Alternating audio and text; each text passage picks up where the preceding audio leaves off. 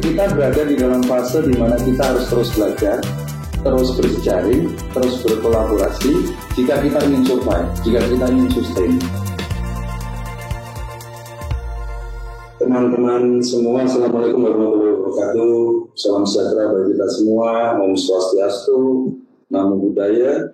Perkenalkan, nama saya Eko Komara bersama Tino Yosepin di sini. Kita akan bersama-sama berbagi dalam 2 jam ke depan, mungkin nggak nyampe 2 jam ke depan. Semoga sehat selalu teman-teman dimanapun teman-teman berada. Materi kita hari ini judulnya seperti yang di slide, bagaimana kita bisa memberikan tawaran yang tidak mungkin mereka tolak. Nah ini sebenarnya judul yang provokatif. Prakteknya nanti isi materinya nggak segitu-gitu juga gitu, tapi kita akan coba melihat faktor apa sih yang membuat sebuah proposal kita itu kemungkinan diterimanya menjadi lebih besar. Kira-kira seperti itu, Tino. Dan sambil proses nanti saya minta teman-teman untuk berinteraksi dengan kami juga, berkomunikasi dengan kami. Jika ada yang mau tanya sharing, aja gitu kali ya, ada klarifikasi, ada pertanyaan, silahkan di chat ke chat box, dan kemudian mungkin nanti teman-teman bisa memilihkan mana yang diklasifikasi, mana yang bisa istilahnya diperdengarkan langsung atau kemudian kita bahas bersama. Jadi poin yang tadi disampaikan oleh Tino itu saya pikir yang mungkin saya akan tekankan lagi, kita tidak ingin mengejar selesainya materi pada seri ini. Kita akan coba lihat bagaimana kita bisa berdiskusi lebih intens, lebih meaningful itu dengan teman-teman. Yang sebenarnya yang cukup ngagetin adalah jumlah peserta yang cukup banyak ya, karena yang register ya. Karena kita berpikir mungkin kalau 30, 40, 50 mungkin lebih manageable, tapi kita akan coba. Sekali lagi kita nggak akan terlalu menekankan selesainya materi, karena kalau tidak selesai materi kita bikin seri yang selanjutnya saja. Sedangkan yang seri sekarang kita bisa tampilkan di YouTube supaya ada continuation. Jadi lebih banyak diskusi, saya minta teman-teman untuk berkomunikasi dengan kami lewat chatbox, dan kemudian nanti beberapa dari kawan-kawan mungkin bisa secara langsung menyampaikan pemikirannya. Gitu ya, kita mulai. Boleh Mas, ya. Oke, kita mulai. Slide berikutnya, Maya, dipasang dulu. Ya, ini lagi-lagi kita mulai dengan pertanyaan. Jadi pertanyaannya jadinya? Apa yang membuat sebuah proposal itu lolos seleksi? Apa yang menurut teman-teman membuat sebuah proposal itu lolos seleksi? Elemen apa, faktor penilaian apa, kriteria apa yang membuat sebuah proposal lolos seleksi? Silahkan, mungkin kita bisa pindah sebentar ke Jamboard, dan kemudian ini juga bagian dari interaksi yang ingin kami bangun dengan teman-teman, sehingga teman-teman bisa menggunakan Jamboard. Saya yakin kalau Jamboard mungkin lebih banyak teman-teman yang sudah terbiasa, tapi mungkin kita bisa memberikan arahan untuk bagaimana kita menggunakan Jamboard di sini. Jadi Bapak Ibu sekalian, di sini sudah di layar kita sudah kelihatan. Nah itu di bagian kiri itu ada sticky. Boleh minta tolong nggak diarahkan sticky? Nah silakan dipilih di situ, lalu ditulis saja, langsung diketik aja kira-kira yang membuat sebuah proposal itu lolos seleksi menurut Bapak Ibu sekalian apa? Gitu. Link untuk Jamboardnya ada di chatbox ya. Nah itu contoh. Nah langsung saja. Linknya sudah ada di Bapak Ibu, langsung klik aja, pilih di bagian kanan itu ada tinggi. Nah langsung boleh warnanya bebas, mau ambil warna apa saja. Di situ ada kuning, kalau nggak salah ada 4 warna atau 5 warna ya, kuning, hijau, biru, merah, orange gitu. Nah silakan. Apa yang membuat sebuah proposal itu lolos seleksi menurut teman-teman yang hadir bersama kita di sini? Sudah ada yang masuk? Sudah ada yang masuk. Silakan. Realistis, terukur, dan sustainable. Oke. Tambah lagi dong. Linknya mungkin Linknya di chat lagi, ada link. Apa yang menjadi pikiran atau bayangan teman-teman aja, jadi nggak harus salah ya, kan kita lagi mau melihat. Linknya sudah ada di chat ya. Silakan. Oke, ada juga yang nulis di chatbox ini Mas, isu yang menarik. Jamboardnya belum keisi. Jamboardnya baru 1. Teman-teman sekalian bisa ketemu nggak link Jamboardnya ada di chat box? Ada masalah nggak? Iya. Oh, tampaknya banyak yang isi di slide 2. Coba kita slide 2. Oh. Nggak apa-apa. Oke. Terima kasih sudah diingatkan, Pak Albert. Oh, karena ada beberapa slide. Iya, ada beberapa slide ketinggalan. Silakan mulai ini cukup banyak teman-teman yang sudah ada yang mengisi kesesuaian kegiatan dengan dengan pendanaan yang realistis, jelas dan masuk akal, kalau ada ide yang sesuai dengan isu, kemudian memenuhi kriteria administrasi, ada orang dalam yang mengkondisikan proposal kita. Nah ini pasti nih Mas. Ini siapa ya? Iya, tadi saya mau nanya, saya mau manggil nih yang ngisi, ada orang dalam yang mengkondisikan proposal kita. Terus mengkondisikan itu apa? Mengkondisikan maksudnya apa? Oke. Lalu ada biaya yang rendah, harus ada yang awal proposal. Nah itu juga tuh. Mengawal itu maksudnya apa? Harus diklarifikasi nih. Sip, menarik. Oke, sambil nunggu, aku mau manggil itu ya Mas. Ya. Sambil nunggu yang lain, nanti kita cek ya. Iya. Ya. Saya boleh dong dibuka mic-nya, mikrofonnya, lalu kalau misalkan kondisi sinyalnya, tapi kan lagi share-share jadi nggak bisa kelihatan videonya juga. Iya. Minta tolong tadi yang ngisi harus ada orang dalam yang mengkondisikan proposal kita. Bisa sedikit. Boleh cerita ya, maksudnya apa gitu. Silakan. Halo. Ya, silakan. Selamat siang, Pak Eko. Ini saya Eka dari Banten, saya dari Serang, Banten. Oke. Dekat dari kami. Dekat. Saya pernah 2 bulan lalu lah saya main ke BSD, ke kantor itu, ke sekretariat Lokadaya. Jadi memang ini kan saya dengan teman-teman kalau saya kan asli dari putus. Halo Mas Eka. Yayasan kita.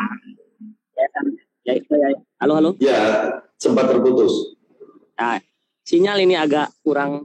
Iya. Nah, jadi ada beberapa penawaran ke yayasan kita. Memang yayasan kita namanya Kuriang 7 Indonesia. Oke. Itu jadi memang ada beberapa kayak dari kementerian pernah tuh datang kementerian kesenian dan kebudayaan kayak gitu tuh. Oke. Terus pariwisata juga. Nah, jadi memang dia kadang ada juga yang menawarkan seperti ini, Pak.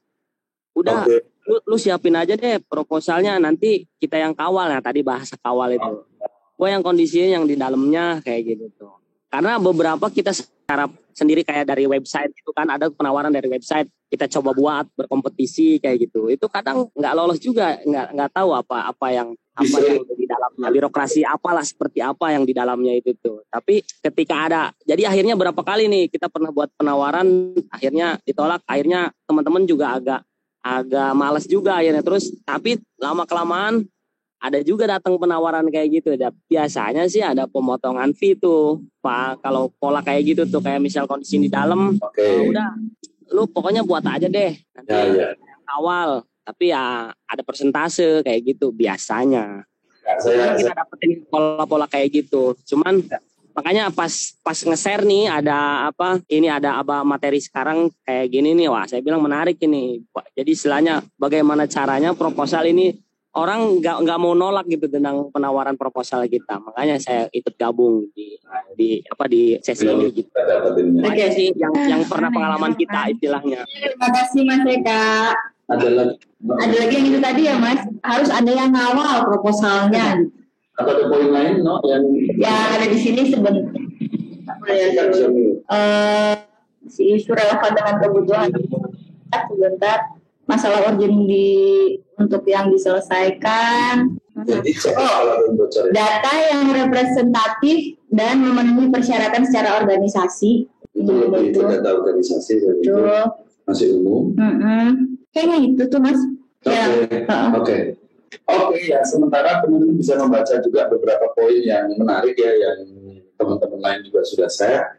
Dan ini kayaknya memang menjadi elemen-elemen kunci ya. Bagaimana sebuah proposal lolos seleksi ya. Ada soal persyaratan, ada soal relevansi, ada soal tadi biaya yang reasonable atau rasional, tapi tadi ditulisnya biaya yang murah. Ini juga sebenarnya cukup tricky. Biaya yang murah belum tentu lolos, tetapi biaya yang mahal juga belum tentu lolos juga. Oke, kita akan coba nanti bahas sambil jalan. Poin-poinnya sudah mengarah dan memang poin-poin ini akan kita bahas dalam 2 jam ini ya, Mas. Oke, kita bisa balik ke slide ya, Mas. Ke slide. Kita tunggu. Iya, Maya, di slide yang berikutnya, Maya. Lanjut, Maya. Nah, ini Mas, kalau tadi kita nanya apa yang membuat sebuah proposal itu lolos seleksi, nah ini sekarang kita nanya lagi nih, kira-kira apa yang menyebabkan mereka itu tidak mampu menolak proposal yang kita bikin. Oke, teman-teman, ini saya mencoba lebih usil sebenarnya, lebih dalam lagi mengganggu kita semua untuk berpikir. Mungkin jawabnya harus baru ya. Kalau tadi itu adalah kriteria normatif sebenarnya sebuah proposal itu lolos seleksi itu seperti apa. Nah sekarang kalau pertanyaannya coba dipelintir sedikit, pertanyaannya coba ditanyakan dengan kalimat ulang seperti tadi. Pertanyaannya apa tadi? Apa yang kemudian membuat proposal kita tidak mampu mereka tolak? Jadi ini lebih dalam lagi. Kalau kita ingin sebuah proposal kita tidak mampu mereka tolak, apa yang kita butuhkan atau apa yang kita lakukan atau kondisi apa yang dibutuhkan?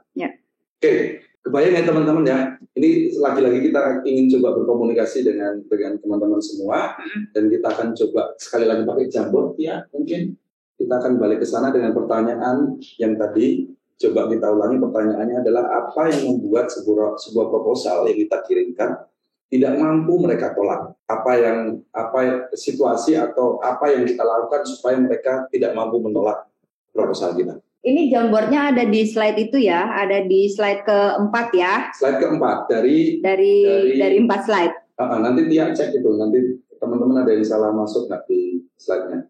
Slide keempat, silakan teman-teman semua. Saya pengen tahu pengalaman juga teman-teman dan kemudian juga mungkin imajinasi teman-teman seperti apa. Seperti apa, betul. Untuk sebuah proposal itu tidak mampu ditolak. Ini pertanyaannya lebih sulit. Saya yakin teman-teman akan berpikir lebih jauh. Ntar Mas, idenya baru, idenya baru, terus masalah yang harus diselesaikan urgent. Apakah benar jika idenya baru, masalah yang harus diselesaikan urgent, terus proposal kita tidak mampu mereka tolak? Ya, saya rasa itu jadi kekuatan penting. Tetapi ada hal lain nggak yang membuat betul-betul mereka tidak mampu menolak proposal kita? Tidak mampu loh.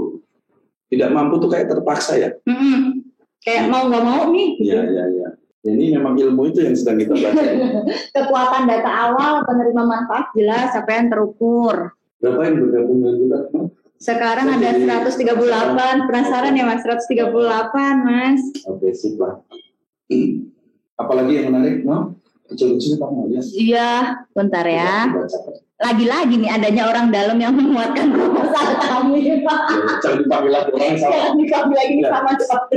Orangnya emang eka juga itu. Visible dan memiliki peluang ekonomi besar. Peluang ekonomi. Ini menarik nih Mas. Proposal diajukan secara konsorsium. Kita panggil ya. Kenapa itu ya? Bentar dulu. Oh, bentar dulu, sabar ya.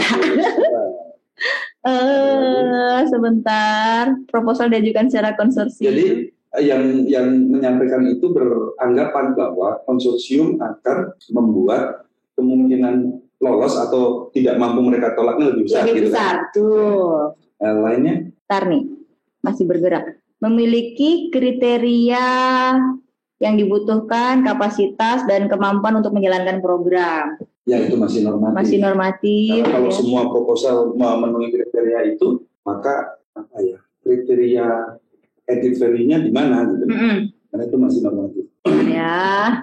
Ada lagi yang menarik? Terima kasih ya teman-teman sudah berkomunikasi dengan kami secara virtual. Ya nanti beberapa mungkin juga bisa secara audio. Itu apa itu yang di bawah? Yang bergerak ini power of diksi dan power of lobby. Wah.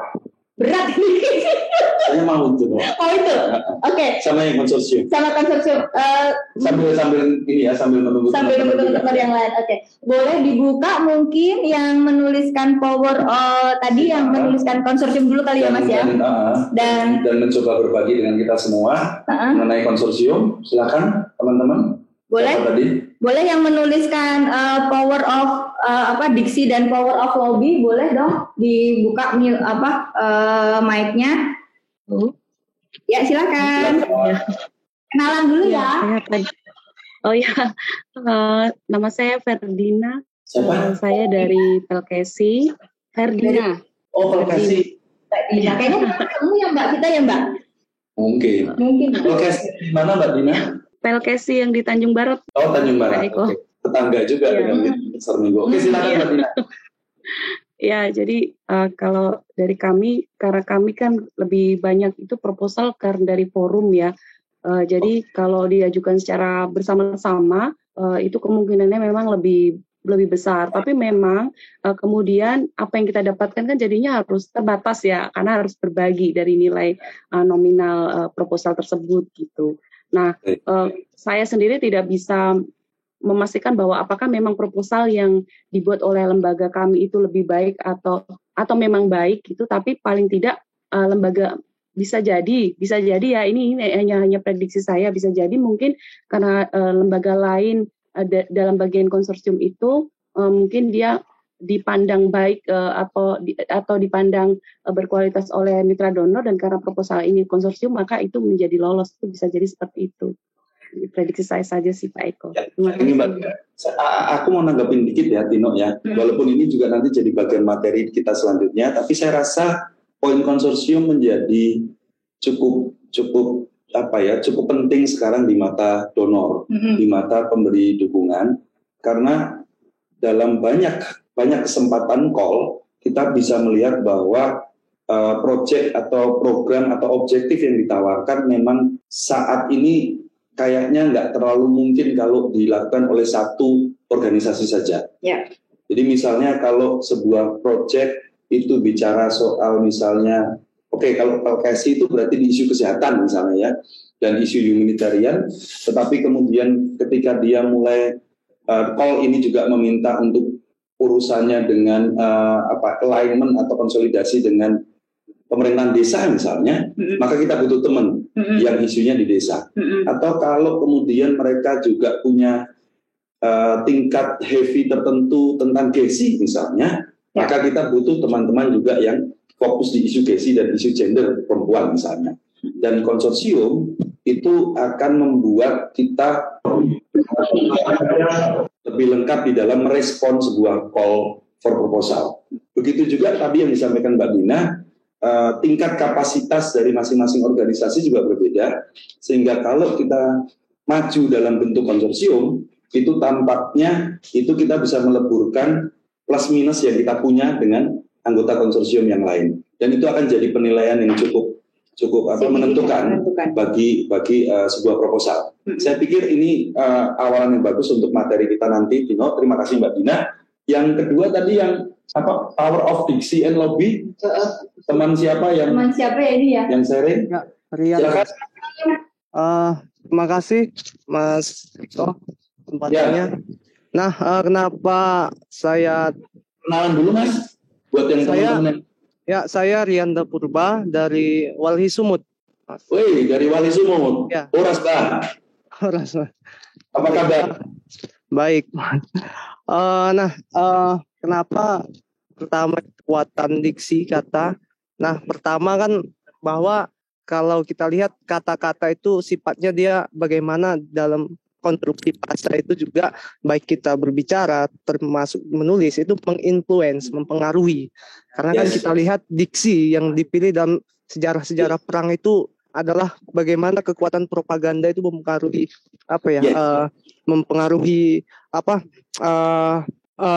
mempengaruhi prajurit perang untuk tetap semangat. Artinya itu menunjukkan kita mampu gitu.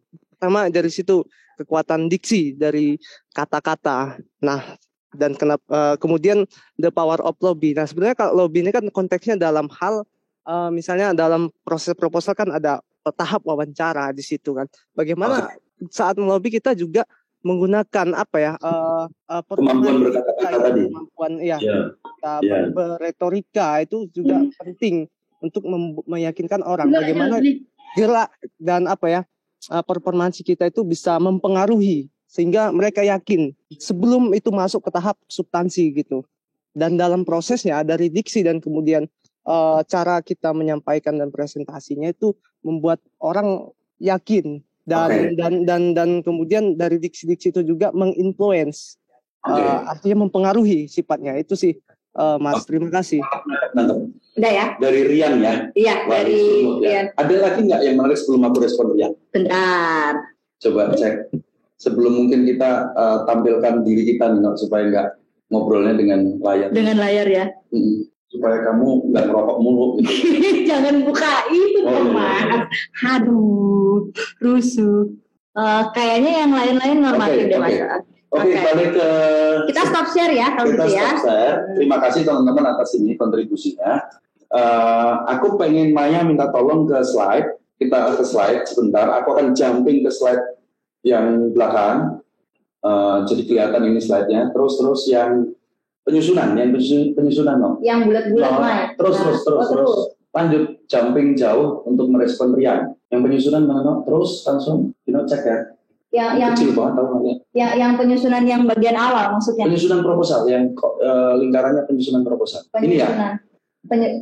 Balik Mike. Memahami terus ini memahami syarat kebablasan memeriksa aset menjaring. Enggak, malah ke belakang. Sorry ya. Oh, bentar penyusunan. Terus pelan-pelan. Ini apa? Penulisan proposal dan anggaran. Coba yang paragraf. Coba gedein yang paragraf itu nulis yang ngomongnya apa? Panduan, paragraf, deskripsi, argumentasi, eksposisi, persuasi, narasi proses. Oke, ada jenis paragraf apa?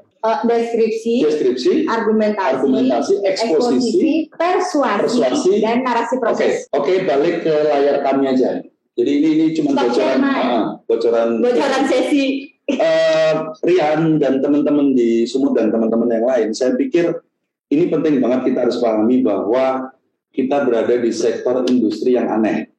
Sektor industri yang aneh, saya bicara Lukas ini sektor industri karena kita hanya bermodalkan tulisan beberapa lembar, tergantung call yang diminta ya.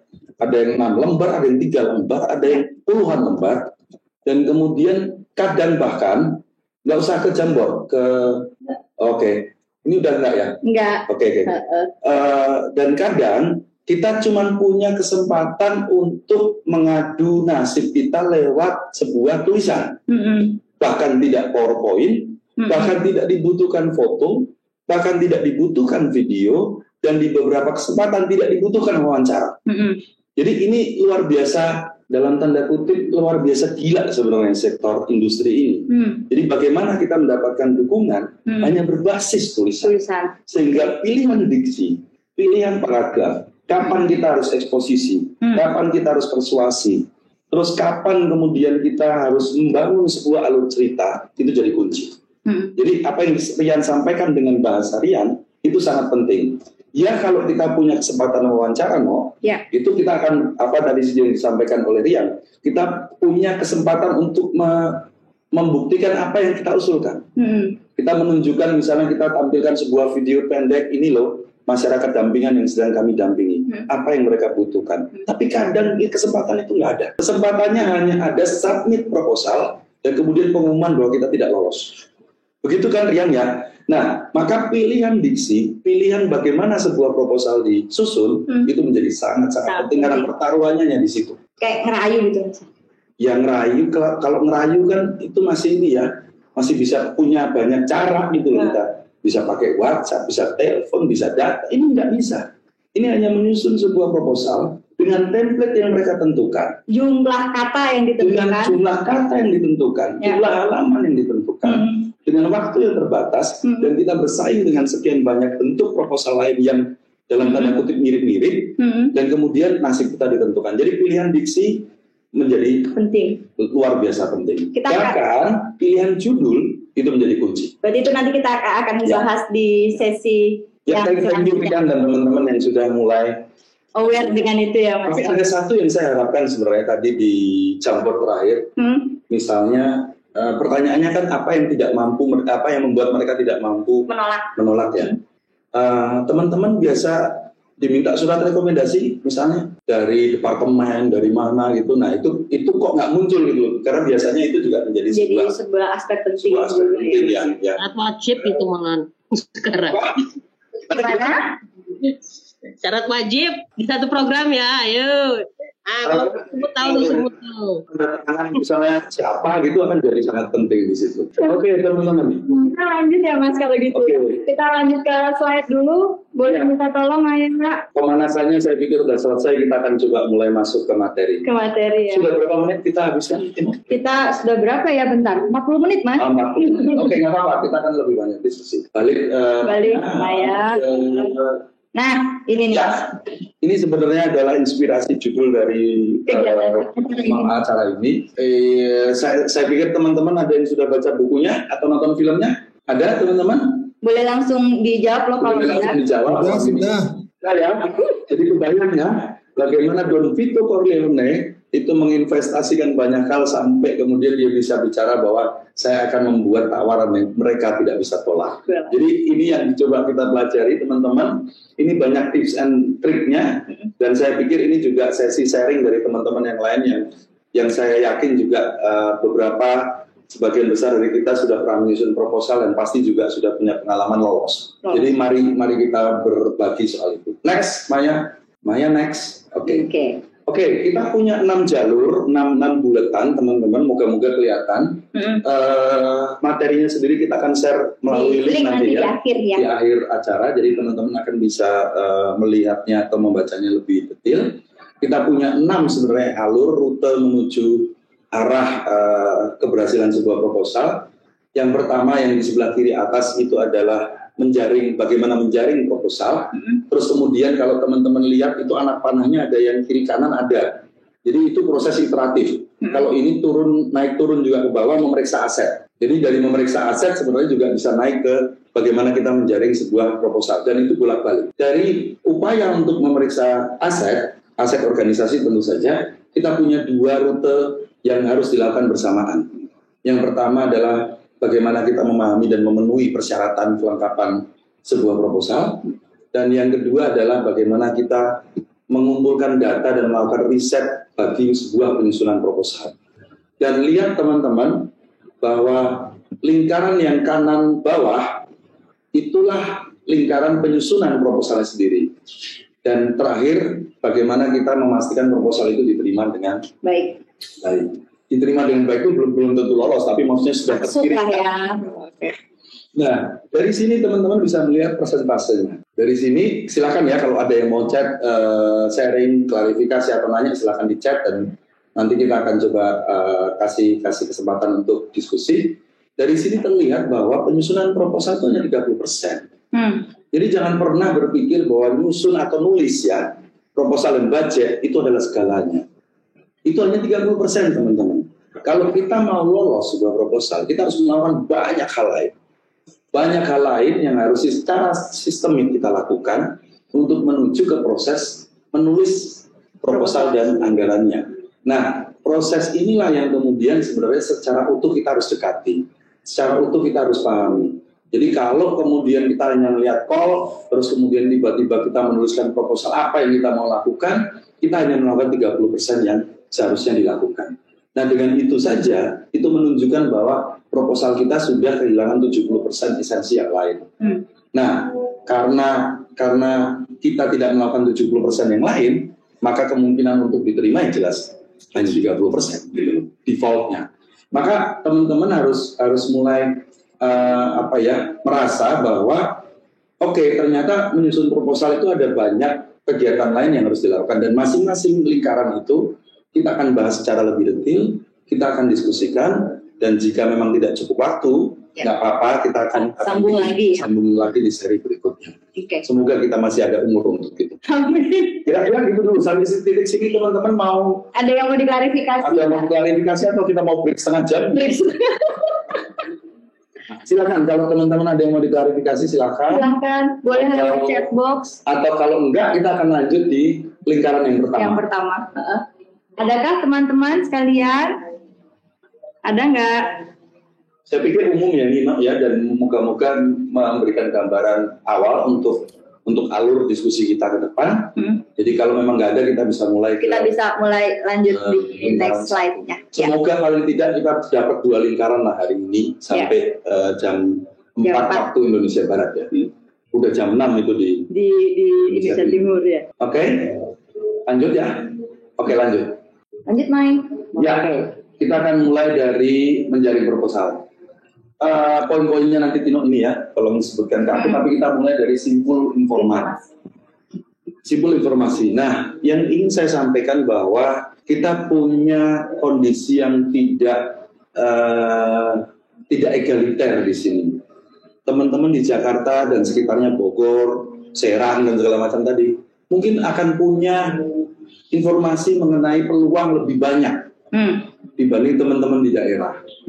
Nah, ini yang kemudian membuat banyak hal juga lebih banyak diakses, lebih banyak peluang-peluang itu lebih banyak diakses oleh teman-teman LSM di Jakarta, OMS di Jakarta dan sekitarnya, yang kemudian melabeli dirinya menjadi LSM nasional. Padahal belum tentu juga nasional, gitu kan.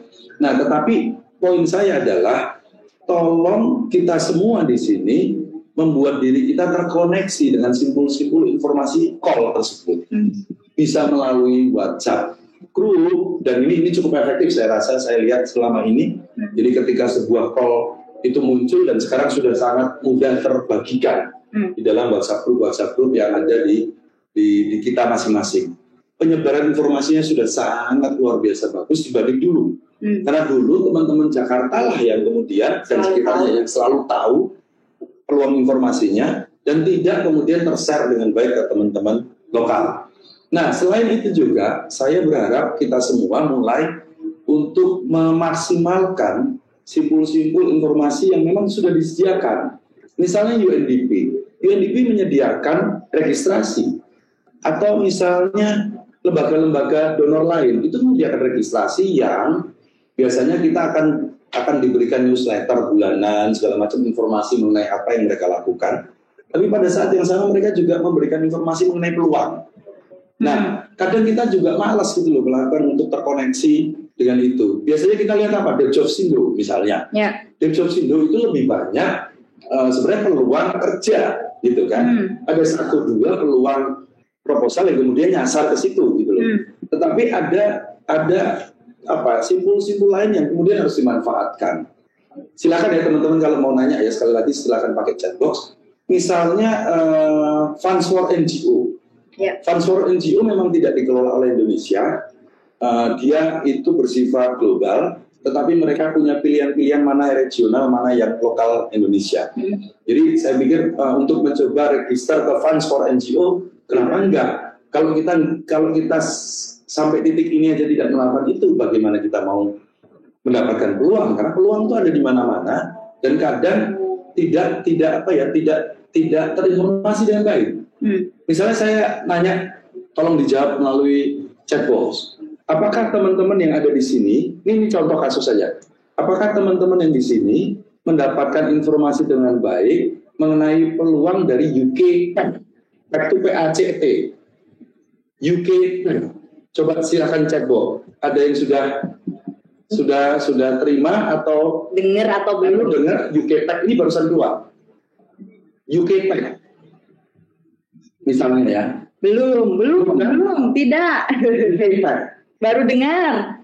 Belum. UK Pack itu mengeluarkan sebuah call dengan judul kalau nggak salah kira-kira itu low carbon untuk transportasi di level teritorinya di level kabupaten. Dan dia bahkan menjanjikan 2 call lagi yang mereka akan launch di 1 November untuk 2 hal. Yang pertama soal carbon market, yang kedua adalah energy efficiency. Misalnya, ini mungkin isunya belum tentu juga connected langsung dengan teman-teman ya. Tetapi ini contoh kasus. Apakah teman-teman terkoneksi nggak dengan simpul-simpul informasi tersebut? USAID sedang open call untuk sebuah program yang namanya kolektif.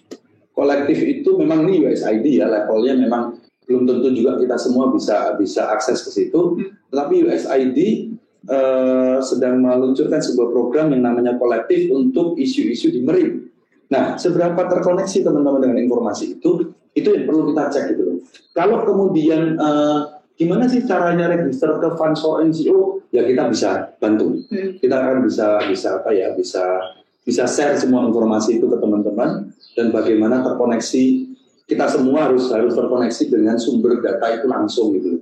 Nah ini poin pertama, Tino, untuk yang kedua, simpul informasi. Yang kedua itu ada jenis call-nya itu apa, Mas? Nah, ketika kita melihat sebuah call, ketika kita membaca sebuah call, yang paling harus dipahami secara cepat, teman-teman, call-nya ini call apa?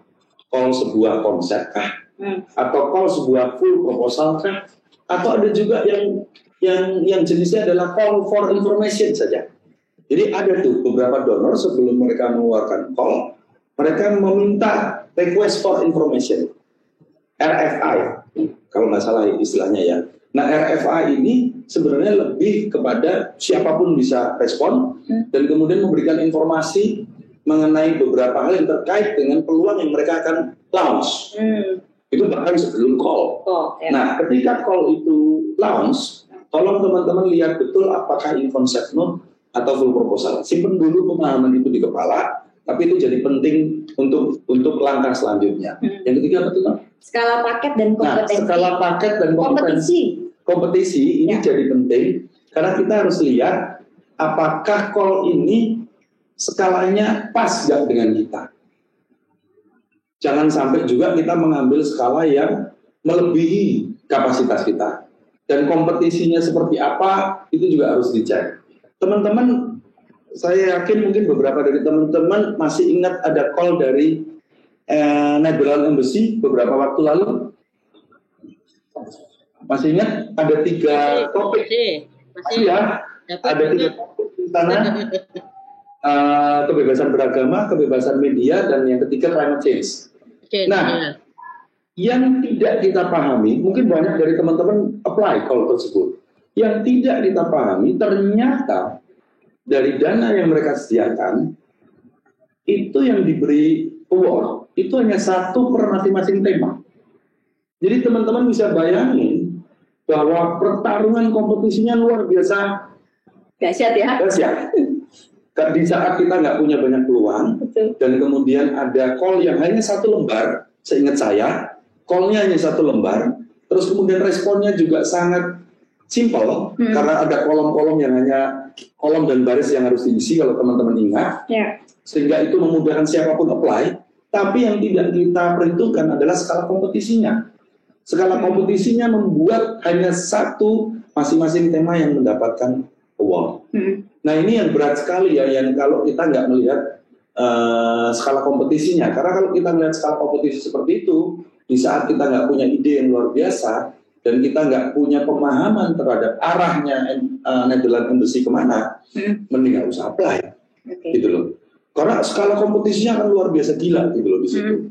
Di saat permohonan yang kita harus aplikasikan, harus kirimkan, juga nggak detail-detail amat, karena tempat atau template-nya juga tidak memungkinkan kita untuk mendetailkan gagasan kita. Jadi ini penting untuk melihat skala kompetisi, dan disinilah tadi kalau kita bicara Mbak Dina ya dari Prokesi, disinilah opsi-opsi konsorsium, opsi-opsi untuk melihat peluang ini secara bersama-sama itu menjadi penting. Jika skala-skalanya juga skala-skala yang cukup tinggi. Yang di bawah apa, Nok? Ntar Mas, sebelum Mas ke yang bawah, ada pertanyaan. Aku minum dulu ya. Ya, boleh minum. Yang pertama itu tadi sebenarnya sudah dijelaskan, ada dari Ibu Rosdawati. Bagaimana caranya Mas untuk mengakses atau mendapatkan informasi donor-donor yang sedang membuka call for proposal? Mungkin tadi kan sudah dijelaskan ada soal Funds for NGO, terus yang UNDP segala macam gitu. Nah, sebenarnya sih mungkin lebih ke bagaimana teman-teman ini mendapatkan informasi, kanal-kanal itu tuh di mana aja sih Mas gitu. Itu yang pertama, dulu Mas. Yang kedua, terus ini dari Bu Eti Okta. Nah, kira-kira skala kompetisi setiap call for proposal itu kita tahunya kayak mana? Gitu. Saya nggak ngerti persis ya bagaimana kemudian kita bisa kalau kita mau buka pintu rezeki itu ya silaturahmi gitu loh. Jadi artinya Ya kita harus banyak kawan, punya banyak informan, gitu kan. Kita harus punya investasi di situ. Tetapi secara teknis misalnya, kalau setelah forum ini kita bikin WhatsApp group yang isinya tampungan seluruh peluang proposal, itu juga bisa, gitu loh.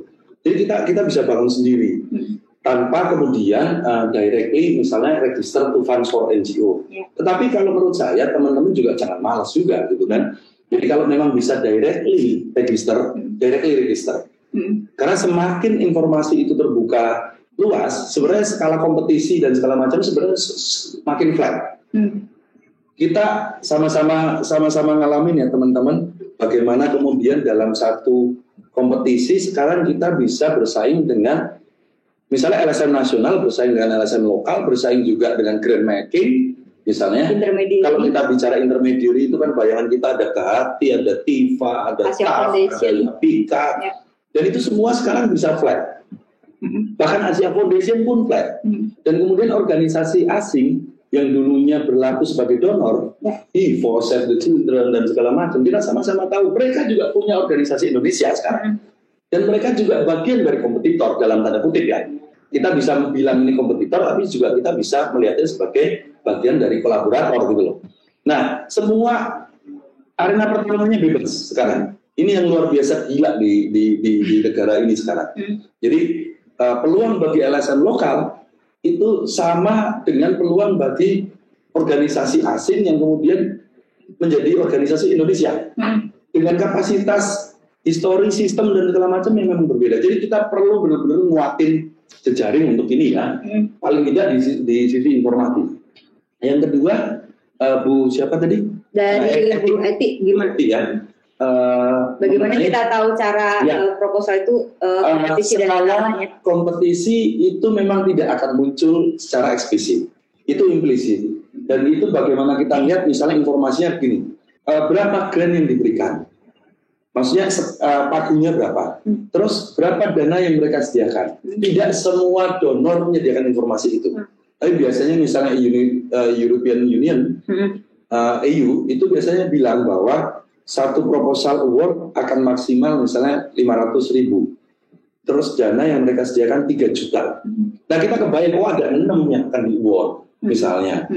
Atau kemudian teman-teman, kita juga bisa melihat skala dan level of kompetisi itu dari periode-periode sebelumnya.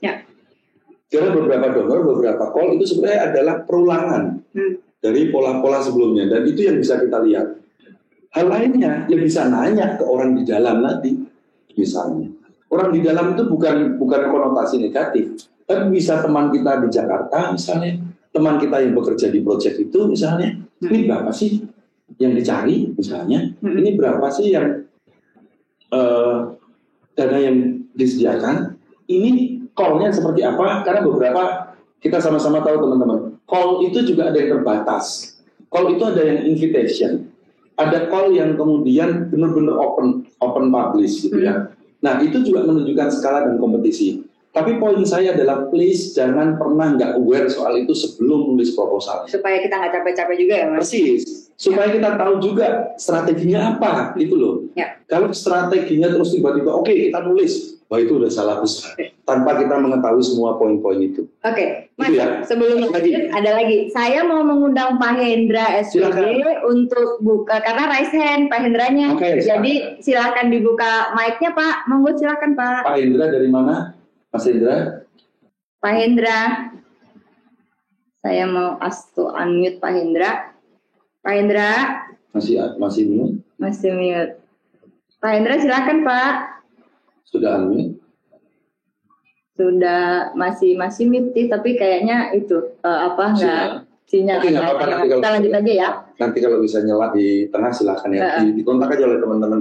Pak Hendra. Ada lagi Tino? Oke. Nah ini Bu Eti langsung komen Mas, udah seperti hutan belantara katanya. Iya Bu Eti, ini hutan belantara. Kalau kita nggak benar-benar paham lanskapnya, kita akan tersesat.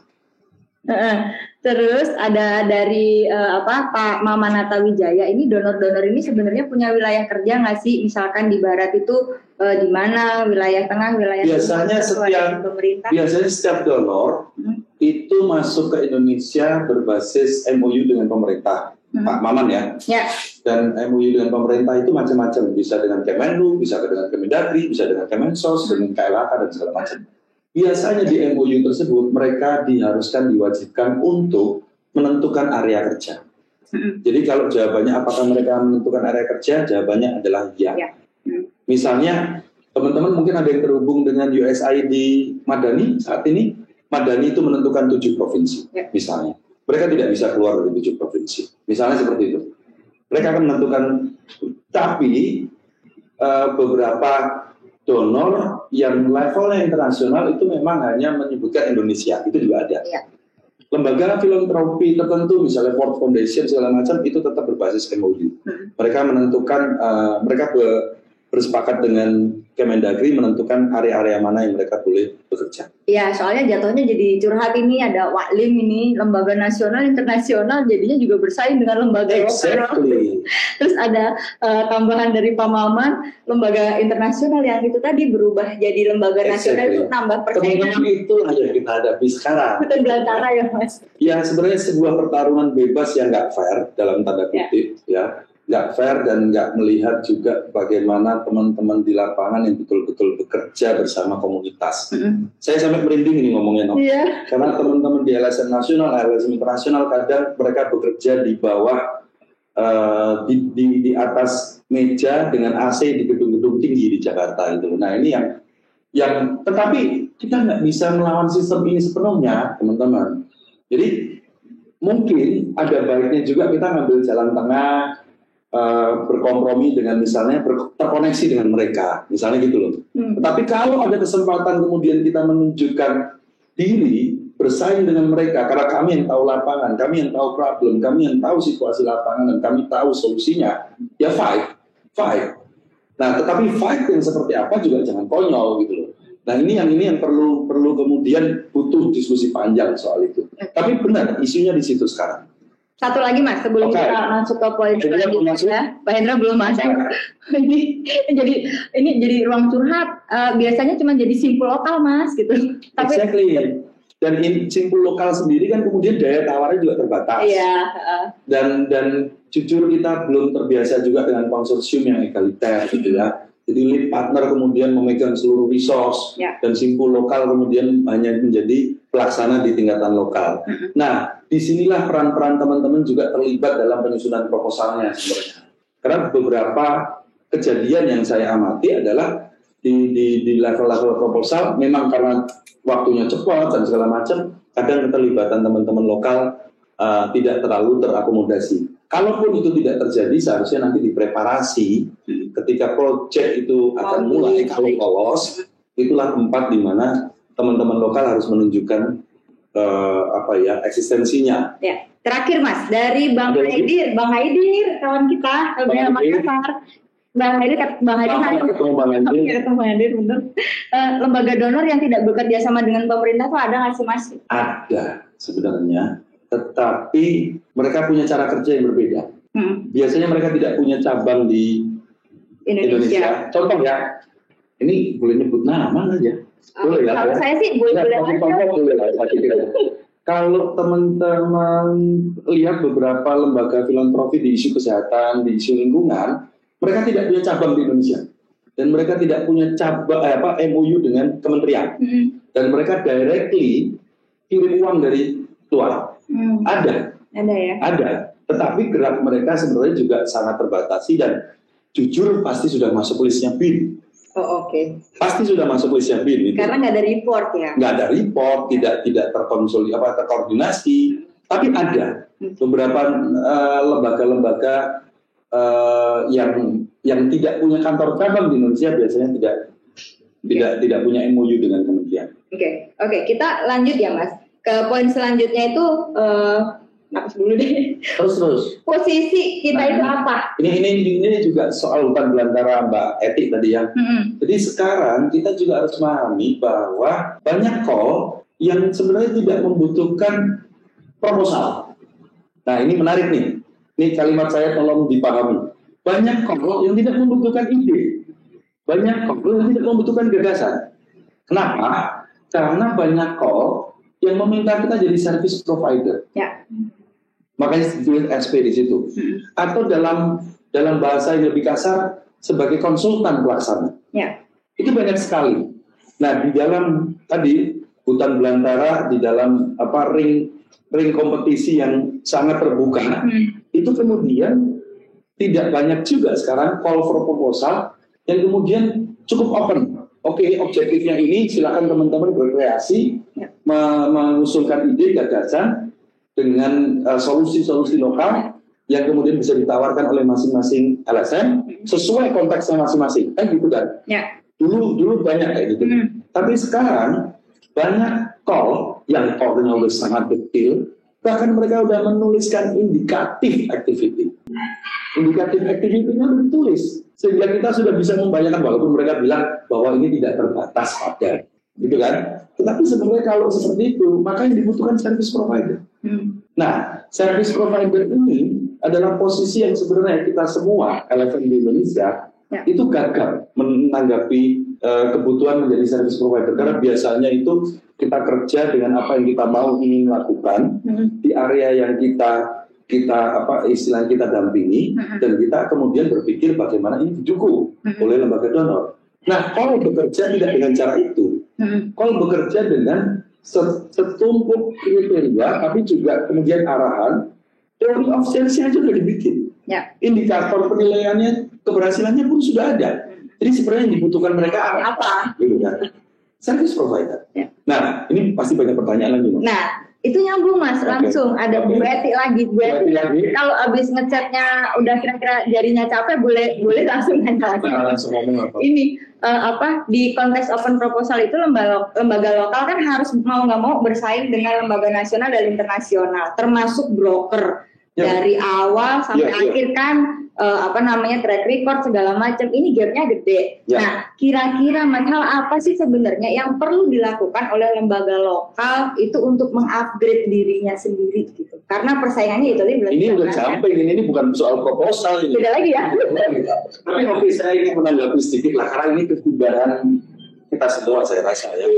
Sekarang gimana situasi ya hari ini lah ya, situasi di Indonesia persis apa yang disampaikan Mbak Eti, bahwa peluang-peluang yang ada di level-level atas, dan kemudian sistem kompetisinya sangat terbuka, dan terus kemudian yang dibutuhkan lebih besar, yang tentu saja biasanya lembaga nasional internasional yang di Indonesia kan juga punya kapasitas lebih tinggi gitu ya.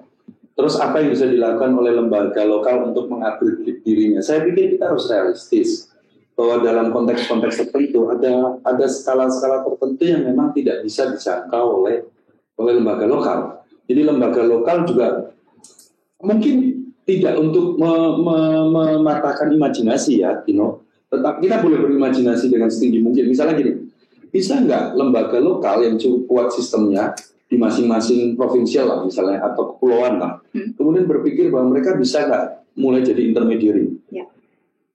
Misalnya kalau di Sulawesi itu apa? Lupa saya teman-teman, Bang Aidin. Lupa. Yang mana?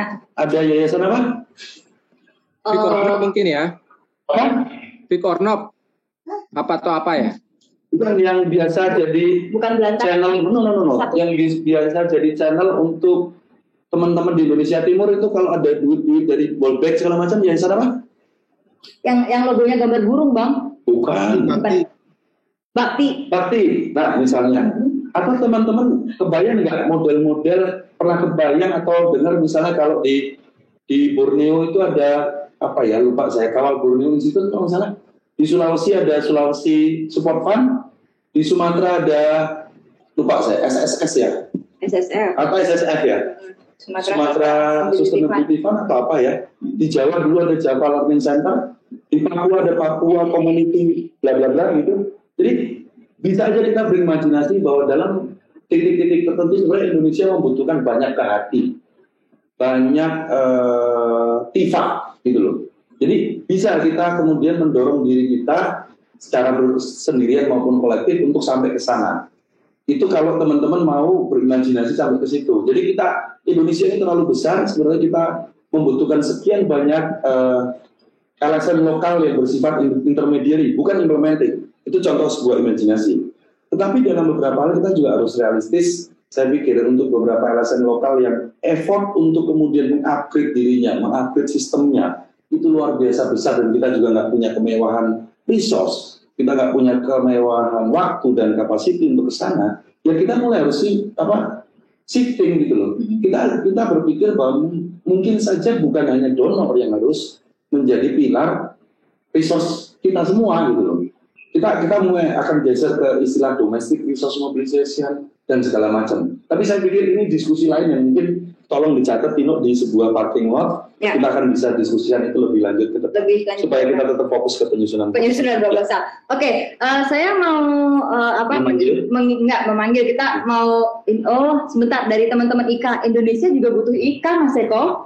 Oh iya, Indonesia butuh IKA, dan tidak hanya IKA satu di sini. Kita butuh sekian banyak IKA. Itu mimpi IKA. Ya. Dia pengen punya banyak IKA, tidak perlu besar, kecil nggak apa-apa, tapi banyak IKA. Nah, IKA menarik karena IKA adalah intermediary, ya. Dan mungkin satu-satunya intermediary yang masih berkutat dengan isu human right dan human right defender. Yang lain-lainnya udah nggak ada yang dalam tanda kutip memodulikan itu. Tinggal IKA yang kita punya, dan IKA ini aset bangsa, tetapi lihat apa yang resource yang IKA kelola. Ya. Juga tidak banyak, gitu loh. Jadi kita butuh juga upaya-upaya kolektif untuk hal-hal seperti itu, saya rasa. Aku mencatat beberapa hal di chat box yang memang yang soal intermediary, dan kita mau balik ke sini dulu nanti karena kita bisa diskusikan di selanjutnya. Capek juga ya? Capek juga, masih minum dulu. Terus, kita mau balik ke selanjutnya. Ini soal filter kriteria. Kita akan mainan pakai bentar. Udah lupa ceritanya. Ini filter apa? Filter itu Mas, filter plus minus, jadi kayak filter kriteria organisasinya itu apa, visi kebijakan. Jadi teman-teman, poinnya gini, ketika kita menemukan atau mendapatkan call, maka sebenarnya selain juga melihat poin-poin di atas, kita perlu memfilternya dalam skala organisasi. Oke, kita mau lihat ya Mas di jamboard jamboard silakan, jamboardnya dioperasionalkan. Dioperasikan. Aku sambil menyampaikan pengantar. Jadi misalnya gini teman-teman, apakah kemudian kalau ada call dari World Bank kita terima, kita respon, walaupun itu bentuknya grant, biasanya grant diikutin loan. Nah itu biasanya kebijakan organisasi akan membatasi itu. Tidak harus juga semua jawabannya adalah tidak, gitu loh. Karena ini adalah wewenang organisasi juga untuk melihat. Ada sebuah organisasi yang bilang dari mana aja saya akan terima, yang penting itu untuk kebutuhan komunitas. Ada beberapa organisasi yang tidak setia dengan tidak menerima, misalnya kayak Walhi tadi ya, kami tidak akan menerima dukungan dari korporat.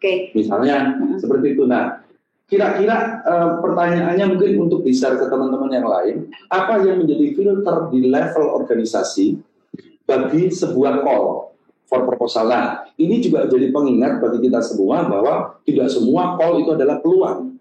Karena ketika peluang itu masuk, kita coba filter, lihat apa yang kemudian menjadi ukuran-ukuran di level organisasi untuk merespon atau tidak merespon call tersebut. Oke, silakan ya teman-teman ya, kita pakai pakai jamboard lagi, lokasi boleh dicontohin. Biar nggak pegel dengerin saya. Mas Eko boleh minum, dan rokok boleh. Aku sudah tutup videonya kok Mas. Nanti ada bisa editing kan ya. Oke, silakan teman-teman. Linknya no? Sudah, linknya sudah ada di chat box. Dan ini share ya, maksudnya tidak ada yang benar, tidak ada yang salah. Iya, bebas-bebas saja. Punya kriteria yang mungkin berbeda-beda. Oke, dari Ibu Eti Okta tidak bisa diakses, boleh dicek nggak? Jangan-jangan boleh di-share. Copy. Sudah? Oke, sudah bisa Bu, silahkan. Bang Haidir, kalau nggak bisa masuk ke jamboardnya di chat aja nggak apa-apa. Harus bisa Bang Haidir.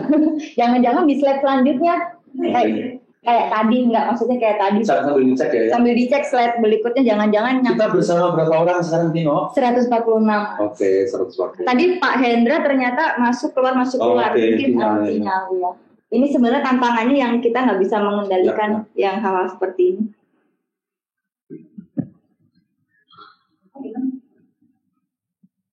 Tuh kok hilang? Ya. Bukan dari Tia itu. Dek, boleh minta tolong Dek, coba lihat slide-nya Dek, yang ada isinya Dek. Coba cek Dek. Oke, kapasitas SDM. Jadi filternya apakah kapasitas SDM bisa merespon ya? Ya, ada statuta. Statuta, oke. Di statuta akan tergambar mana yang boleh, mana yang enggak, resource-nya. Politik lembaga. Visi misi organisasi. Ya. Oh, ini aku bacain Bang Haidir ya, yang di chat ya. Di World Bank, LBH Makassar tidak bisa terima, dasarnya ada di ADART dan nilai-nilai di LBHI. Ada portofolio lembaga, kapasitas, visi misi lagi. Relevansi dengan visi dan misi, banyak visi misi. Sumber dana, Mas, dari mana asal sumber dananya? Asal sumber dana jadi kunci ya. Ya. LBH Semarang juga nggak bisa. Oh, Bu Eti dari LBH Semarang ternyata. Oh, salam buat Mas Nuki. Tidak ada kriteria khusus, yang penting sesuai dengan kapasitas lembaga. Ada juga LBH Padang, ya kayaknya mungkin teman-teman yang LBH itu ya Mas. LBH pasti akan terkait dengan di LBHI karena mereka semacam kayak apa ya? Konfederasi cabang itu. Mereka punya statuta di atas. Ada lagi kah? Jenis dana dari siapa? Ya. Sama tadi sumber dana. Ada teman-teman dari organisasi perempuan? Mau ngecek aja? Boleh pakai reaction ya kalau ada raise hand atau apa gitu. Kita bisa cek. Ada teman-teman dari organisasi perempuan? Ada tuh, Mas. Ya, siapa ya? Teman-teman dari organisasi? Dari KPPI Babel. KPPI Babel. Saya ingin nanya, ada siapa di situ? Ada teman siapa di situ? Gimana, Mas? Nama? Nama saya? Ya. Ya, Sri Wahyuni, Mas, di sana. Oke, Ibu Sri Wahyuni di KPPI Babel. KPPI ini singkatan apa ya? Apakah dia bagian dari KPI? Bukan ya? Bukan, Mas. Bukan. Oke. Saya coba nanya. Kaukus Perempuan Politik Indonesia. Oh, oke. Saya coba ingin eksersis saja. Kalau ada peluang pendanaan dengan isu perubahan iklim, bagaimana KPPI merespon? Maksudnya uang pendanaan dari mana, Mas? Karena kami tidak pernah selama ini proposal dengan isu iklim. Ya. Dari mananya nggak usah dilihat dulu ya. Tapi isunya adalah perubahan iklim. Bagaimana KPPI nyalain ini dong? Apa? Kita. Bagaimana dari KPPI Babel meresponnya? Karena kalau dikaitkan dengan visi misi mungkin nggak terlalu dekat. Oh, sinyalnya Bu Sri Wahyuni nggak terlalu bagus. Nggak bisa, sinyalnya nggak bagus dari tadi. Oke. Nggak apa-apa. Atau teman organisasi perempuan yang lain. Tapi poin saya adalah, misalnya ini exercising ya. Karena isu-isu payung ke depan kita sama-sama tahu. Isu-isu payung ke depan itu akan muncul dengan isu perubahan iklim, energi misalnya. Terus kemudian isu apalagi yang ke depan, kesehatan misalnya, yang kemungkinan jika kita kaitkan dengan visi misi itu belum tentu kemudian directly connected gitu loh. Nah, makanya saya ingin coba tanyakan ke beberapa kawan, misalnya contoh ekstrimnya organisasi yang kemudian misalnya, atau IKA deh misalnya. Oh tapi IKA punya pundi hijau, jangan. Misalnya yang organisasi yang fokus kepada isu-isu kekerasan terhadap perempuan dan segala macam, terus kemudian masuk ke isu perubahan iklim, itu seperti apa? Peluangnya perubahan iklim, silakan. Ada yang mau share, Mas? Saya kebetulan dari Yayasan Lambu Ina itu isu kami juga penanganan untuk perempuan korban kekerasan.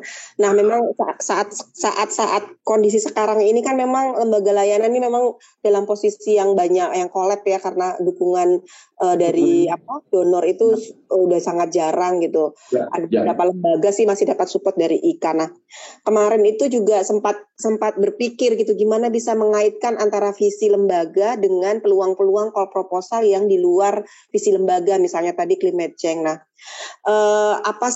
sampai dengan saat ini sih belum pernah mengajukan secara khusus untuk climate change kaitannya dengan penanganan kekerasan terhadap perempuan, tetapi pernah memiliki konsep bahwa kami kan juga memiliki melakukan pengorganisasian gitu ya dengan kelompok-kelompok perempuan di desa, ingin mencoba untuk mengembangkan pengorganisasian dengan kelompok desa itu mengaitkan antara isu ketahanan pangan misalnya dengan perempuan gitu, atau mengaitkan isu pemberdayaan ekonomi kaitannya dengan keberlanjutan lingkungan itu misalnya dengan para penenun misalnya ya, untuk mengembangkan misalnya kembali mengembangkan budidaya misalnya kapas sebagai bahan dasar tekstil, tapi belum sampai dengan saat ini masih dalam bentuk konsep karena masih belum yakin, karena memang belum punya pengalaman di situ. Selama ini pengalaman kita masih beberapa tahun gitu ya pengalamannya di penanganan untuk perempuan korban kekerasan gitu. Ya, Lambu Ina ya. Iya benar, Mas. Di Nusa Tenggara. Di Sulawesi Tenggara. Oh, Sulawesi Tenggara. Oke, Kapas di sana ya. Nah, saya ingin ngajak sharing dengan teman yang lain yang isunya konservasi. Ada siapa aja di sini? Banyak kayaknya. Banyak banget. Nah, bagaimana teman-teman isu konservasi, ada yang mau volunteer berbagi dengan kita semua dan teman-teman yang lain? Bagaimana teman-teman konservasi melihat isu perempuan di dalam misalnya isu-isu konservasi maupun perubahan iklim? Jadi mungkin ini semacam gambaran untuk mengkoneksikan sebenarnya supaya kita nggak jalan sendiri gitu loh nantinya ke depan. Silakan teman-teman, ada yang volunteer untuk menyampaikan paling nggak konsep yang dibayangkan oleh teman-teman konservasi mengenai soal-soal yang terkait dengan isu perempuan, kekerasan terhadap perempuan. Ini mau teman cewek atau cowok, Mas? Oh, terserah. Oke. Terus kemudian isu misalnya perempuan di perkebunan kelapa sawit dan segala macam, silakan. Kalau nggak ada yang volunteer, tak panggil bentar, Mas. Oh, harus ada yang volunteer. Harus ada yang volunteer. Ayo silakan, kawan-kawan, ini banyak loh yang isu konservasi saya melihatnya. Silakan. Ayo dong. Yang di Sumatera, di Kalimantan, di Sulawesi, Papua. Oh. Ini mungkin di stop share aja ya, Mas, biar bisa. Iya. Minta tolong di stop share. Iya. Oke. Bisa. Siapa di mana? Saya Haidir, Bang. Oh, Haidir. Oh, Bang Haidir. Bang Haidir bukan konservasi. Bukan konservasi. Bantuan hukum. Bisa masuk, Bang, kalau kaitannya misalnya dengan kawasan hutan gitu kan. Silakan, Bang. Kita kan misalnya kalau LBH Makassar sendiri kan saat ini mengadvokasi kasus di masyarakat dalam kawasan hutan ya, di mana pemerintah menetapkan kawasan hutan, sementara di dalam kawasan hutan itu ada masyarakat. Ya. Nah, sangat dekat tuh, Bang, kaitannya dengan konservasi dan kesadaran masyarakat untuk menjaga hutan. Gitu. Nah, itu ini itu. Nah, kan kita ini akan jadi dilema ya, di satu sisi kita harusnya menjaga hutan, tapi di sisi lain juga ada masyarakat dalam kawasan hutan yang harus dipertahankan gitu. Nah, bagaimana memberikan penyadaran kepada masyarakat dalam kawasan hutan untuk tetap menjaga kawasan hutan gitu. Ya. Di sisi lain juga kan ada peraturan pemerintah misalnya yang kemudian saklek, aturan-aturan pemerintah yang kemudian saklek, pokoknya masyarakat dalam kawasan hutan itu tidak boleh. Dia akan dipidana ketika memasuki kawasan hutan. Meskipun kemudian masyarakat sejauh ini juga bisa menjaga hutan itu untuk bisa tetap lestari. Ya, itu Bang. Terima kasih Bang Haider. Saya pikir kita mulai bisa menggambarkan di dalam imajinasi kita bahwa kaitan organisasi perempuan, terus kemudian organisasi bantuan hukum dalam soal-soal advokasi, terus kemudian juga organisasi konservasi itu nggak bisa kerja sendiri sekarang, Dan bagaimana kemudian secara kolaps kita kemudian menentukan konsep dan segala macamnya bersama. Ini yang saya pikir akan jadi semoga jadi gangguan buat kita semua untuk tidak menjalani kehidupan sulit ini sendirian gitu loh. Jadi kita bisa bareng-bareng dengan yang lain. Dan sebenarnya ada yang menarik nanti di sesi-sesi lain lah ya kita akan bahas apa yang dilakukan LBH Makassar untuk resource mobilization. Iya. Ya tapi nanti kita simpan di belakangnya. Karena LBH Makassar termasuk LBH yang cukup berhasil untuk mendapatkan dana kapitasi kalau nggak salah ya. Dan kemudian berbasis sebuah sistem pencatatan kasus Simpensus yang mereka bangun. Tapi itu nanti kita simpan belakangan. Saya masih ingin dengar dari teman-teman konservasi ya, teman-teman yang konservasi di sini saya melihat karena itu ya, tadi. Silakan ditunjuk kalau. Oh gitu, ada teman dari Walhi, ada teman dari YKWS tadi aku lihat, terus ada teman. Apa kaitannya misalnya secara sederhana antara peluang-peluang pendanaan di isu perubahan iklim dengan positioning perempuan di dalam isu tersebut. Nah ini paling tidak membuka cakrawala bahwa sebenarnya isu perempuan dan perubahan iklim itu juga connected gitu loh misalnya. Sama seperti isu kesehatan itu juga sebenarnya connected kepada kita semua. Misalnya kita lembaga advokasi dalam peraturan pemerintah, kita bisa melihat bahwa isu kesehatan menjadi satu isu penting gitu. Silakan Nok. Satu ya Mas, sebelum kita masuk ke poin berikutnya ini ada ini Ibu atau Bapak nih Amniati Hakam, boleh langsung dibuka mic-nya? Ibu Amniati Ibu. Iya kan belum tentu. Silakan. Iya, selamat sore. Selamat sore. Iya, mudah-mudahan jelas suaranya karena jaringannya jelek, Mas. Mbak, iya. Mungkin saya sedikit, Sir. Kebetulan organisasi juga di isu perempuan. Oke. Ya.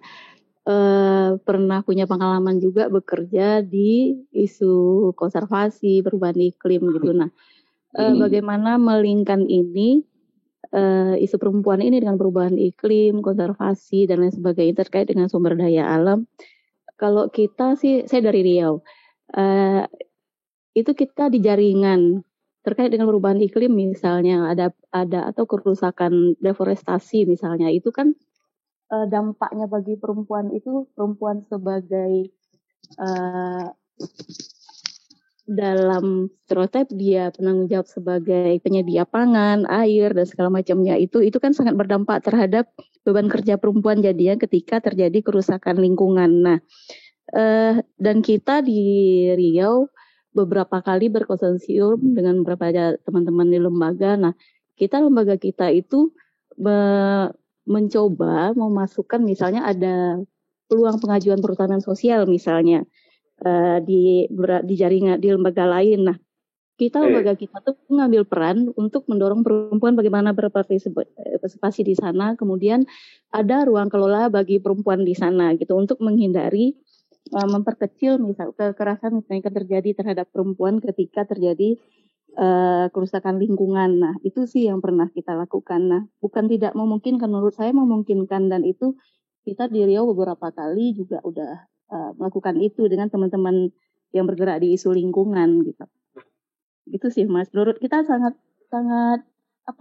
bisa dikolaborasikan gitu. Tapi memang kita belum bisa memang maju sendiri gitu. Itu gitu. Tapi lebih pada konsorsium kita ngambil di isu yang terkait dengan perempuan misalnya.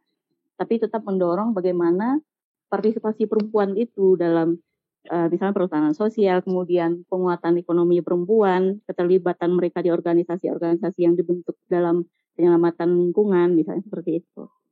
Ya. Terima kasih Bu Amniati. Poinnya persis seperti itu. Artinya kita berada di dalam fase di mana kita harus terus belajar, terus berjejaring, terus berkolaborasi. Jika kita ingin survive, jika kita ingin sustain, kita tidak bisa lagi terus hanya berpikir, visi kita letterlock seperti itu, misi kita seperti itu, dan ketika tidak memenuhi visi misi yang kemudian kita tetapkan mungkin 5 tahun, 10 tahun, 15 tahun yang lalu, maka itu tidak bisa kita respon. Jadi kalau tertentu, peluang-peluang tertentu memang kemudian membuat kita harus berpikir lebih dan kemudian mengkolaborasikan apa yang bisa dikolaborasikan dengan jaringan. Dan ini periode hari ini itu periode seperti itu. Jadi bagaimana sambil Ibu Amiati dan lembaganya kemudian berkonsorsium dengan teman-teman jaringan di isu perhutanan sosial, kita sendiri juga harus memahami betul perhutanan sosial konsepnya seperti apa, peraturannya seperti apa, challenge tantangannya seperti apa, dan seterusnya. Jadi sambil jalan, kita sebenarnya sedang berevolusi. Masing-masing organisasi sebenarnya bertransformasi karena tekanan dari luar yang memang menuntut kita seperti itu. Ini yang kita harus sadari. Saya pikir itu poinnya, di ini kalau kita mau lanjut ke poin selanjutnya. Maya, boleh minta tolong, Mai?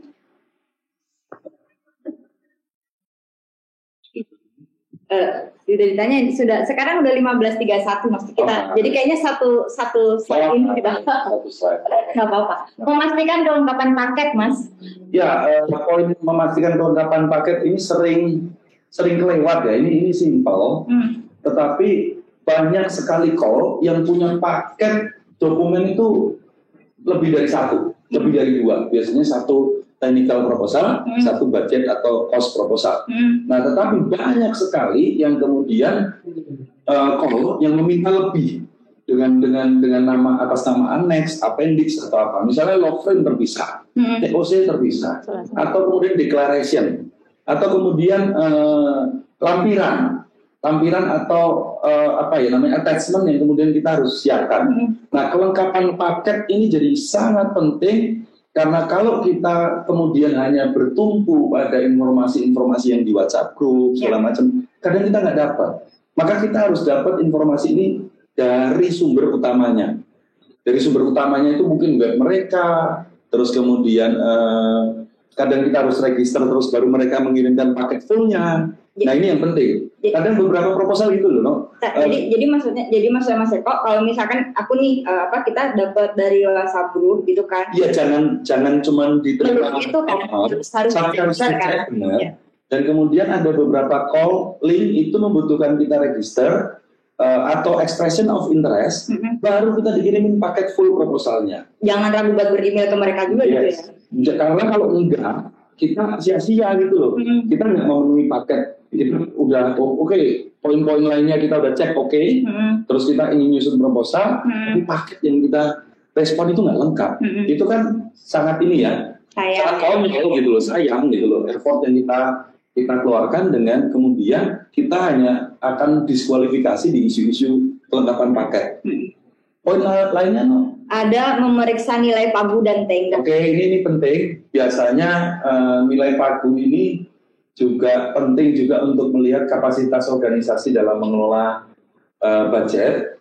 Jadi misalnya kita akan sangat berbeda sikap seharusnya untuk melihat misalnya pagunya 50.000, 500.000 atau 5 juta misalnya. Itu akan sangat berbeda kita melihatnya. Nah, dari situ juga kita lihat tenggat, karena tenggat itu misalnya kita dapat informasi bagus banget nih. Cocok banget dengan apa yang kita lakukan. Portofolio kita masuk, tapi tenggatnya 3 hari lagi. Nah, itu apa masuk akal enggak gitu loh untuk dikejar gitu loh. Kalau memang mau dikejar ya berarti kita 3 hari nggak tidur gitu ya untuk mengejar itu. Tapi kalau tenggatnya misalnya 1 bulan, juga jangan bersantai-santai karena 1 bulan itu banyak hal yang harus kita lakukan. Jadi tenggat dan pagu ini jadi kuncian penting sebenarnya. Biasanya kita akan diskusi secara internal itu dengan memperhitungkan juga pagu dan tenggatnya. Itu jadi poin penting, dan itu juga akan jadi, kalau soal pagu akan jadi kunci juga dalam opsi-opsi misalnya kolaborasi, opsi-opsi konsorsium dan yang lain. Dan terutama tadi dengan portofolio pengelolaan dana yang pernah kita lakukan. Nah, gimana kalau kita biasa mengelola dana tidak sebesar pagu yang di gitu ya? Ya itu yang harus kita pikirkan, gimana caranya. Saya ingin tetap dapat peluang itu, tetapi saya secara portofolio tidak mampu. Ajaklah lembaga lain misalnya. Dan seterusnya. Itu ada tips selanjutnya nanti. Nah, yang terakhir adalah tim kerja ya. Skema dan tim seleksi. Nah, oke. Skema dan tim seleksi, belum sampai tim kerja. Skema dan tim seleksi ini penting, teman-teman. Misalnya gini, ada peluang ICCPF misalnya. kita tahu nggak SCTF itu cara menentukan siapa pemenangnya seperti apa? Nah itu yang penting banget kita harus pahami. Dan itu biasanya ada di frequently asked and question (FAQ). Tetapi juga mungkin juga kita harus cek ke informan kita di mana-mana. Ini gimana sih SCTF menetapkan pemenangnya? Karena misalnya di SCTF skema atau tim seleksinya itu disebut Majelis Wali Amanah. Nah, majelis Wali Amanah jangan berhenti di situ. Majelis Wali Amanah ini terdiri dari siapa aja? Oh, dari 23 anggota Majelis Wali Amanah, ternyata 20 itu adalah pemerintah. 3-nya hanya perwakilan dari korporasi dan NGO misalnya. Maka kita bisa kebayang apa yang kemudian harus dituliskan, apa yang kemudian harus diikuti. Karena sebenarnya ini call dari pemerintah gitu loh, misalnya. Nah, di call-call yang lain kita juga harus benar-benar pahami bagaimana tim seleksi itu bekerja. Nah, ini biasanya ada di dokumen-dokumen mereka, tapi kalaupun tidak ada, teman-teman, poin ini harus dicari, harus ditanyakan. Mungkin ke teman-teman kita yang pernah mengakses dana tersebut, sehingga mereka pernah mengalami patah hati tadi, misalnya, atau kemudian beberapa teman kita yang sudah pernah lolos, atau teman-teman kita yang memang kerja di donor, misalnya, dan yang lain-lain ya. Jadi skema dan tim seleksi ini jadi penting. Ada beberapa skema seleksi yang berjenjang. Jadi ada seleksi administratif dulu, ada seleksi teknis, terus kemudian ada keputusan di tingkatan panel misalnya. Yang perlu kita pahami dasar pemikirannya adalah bahwa resource terbatas, terus kemudian demand lebih besar.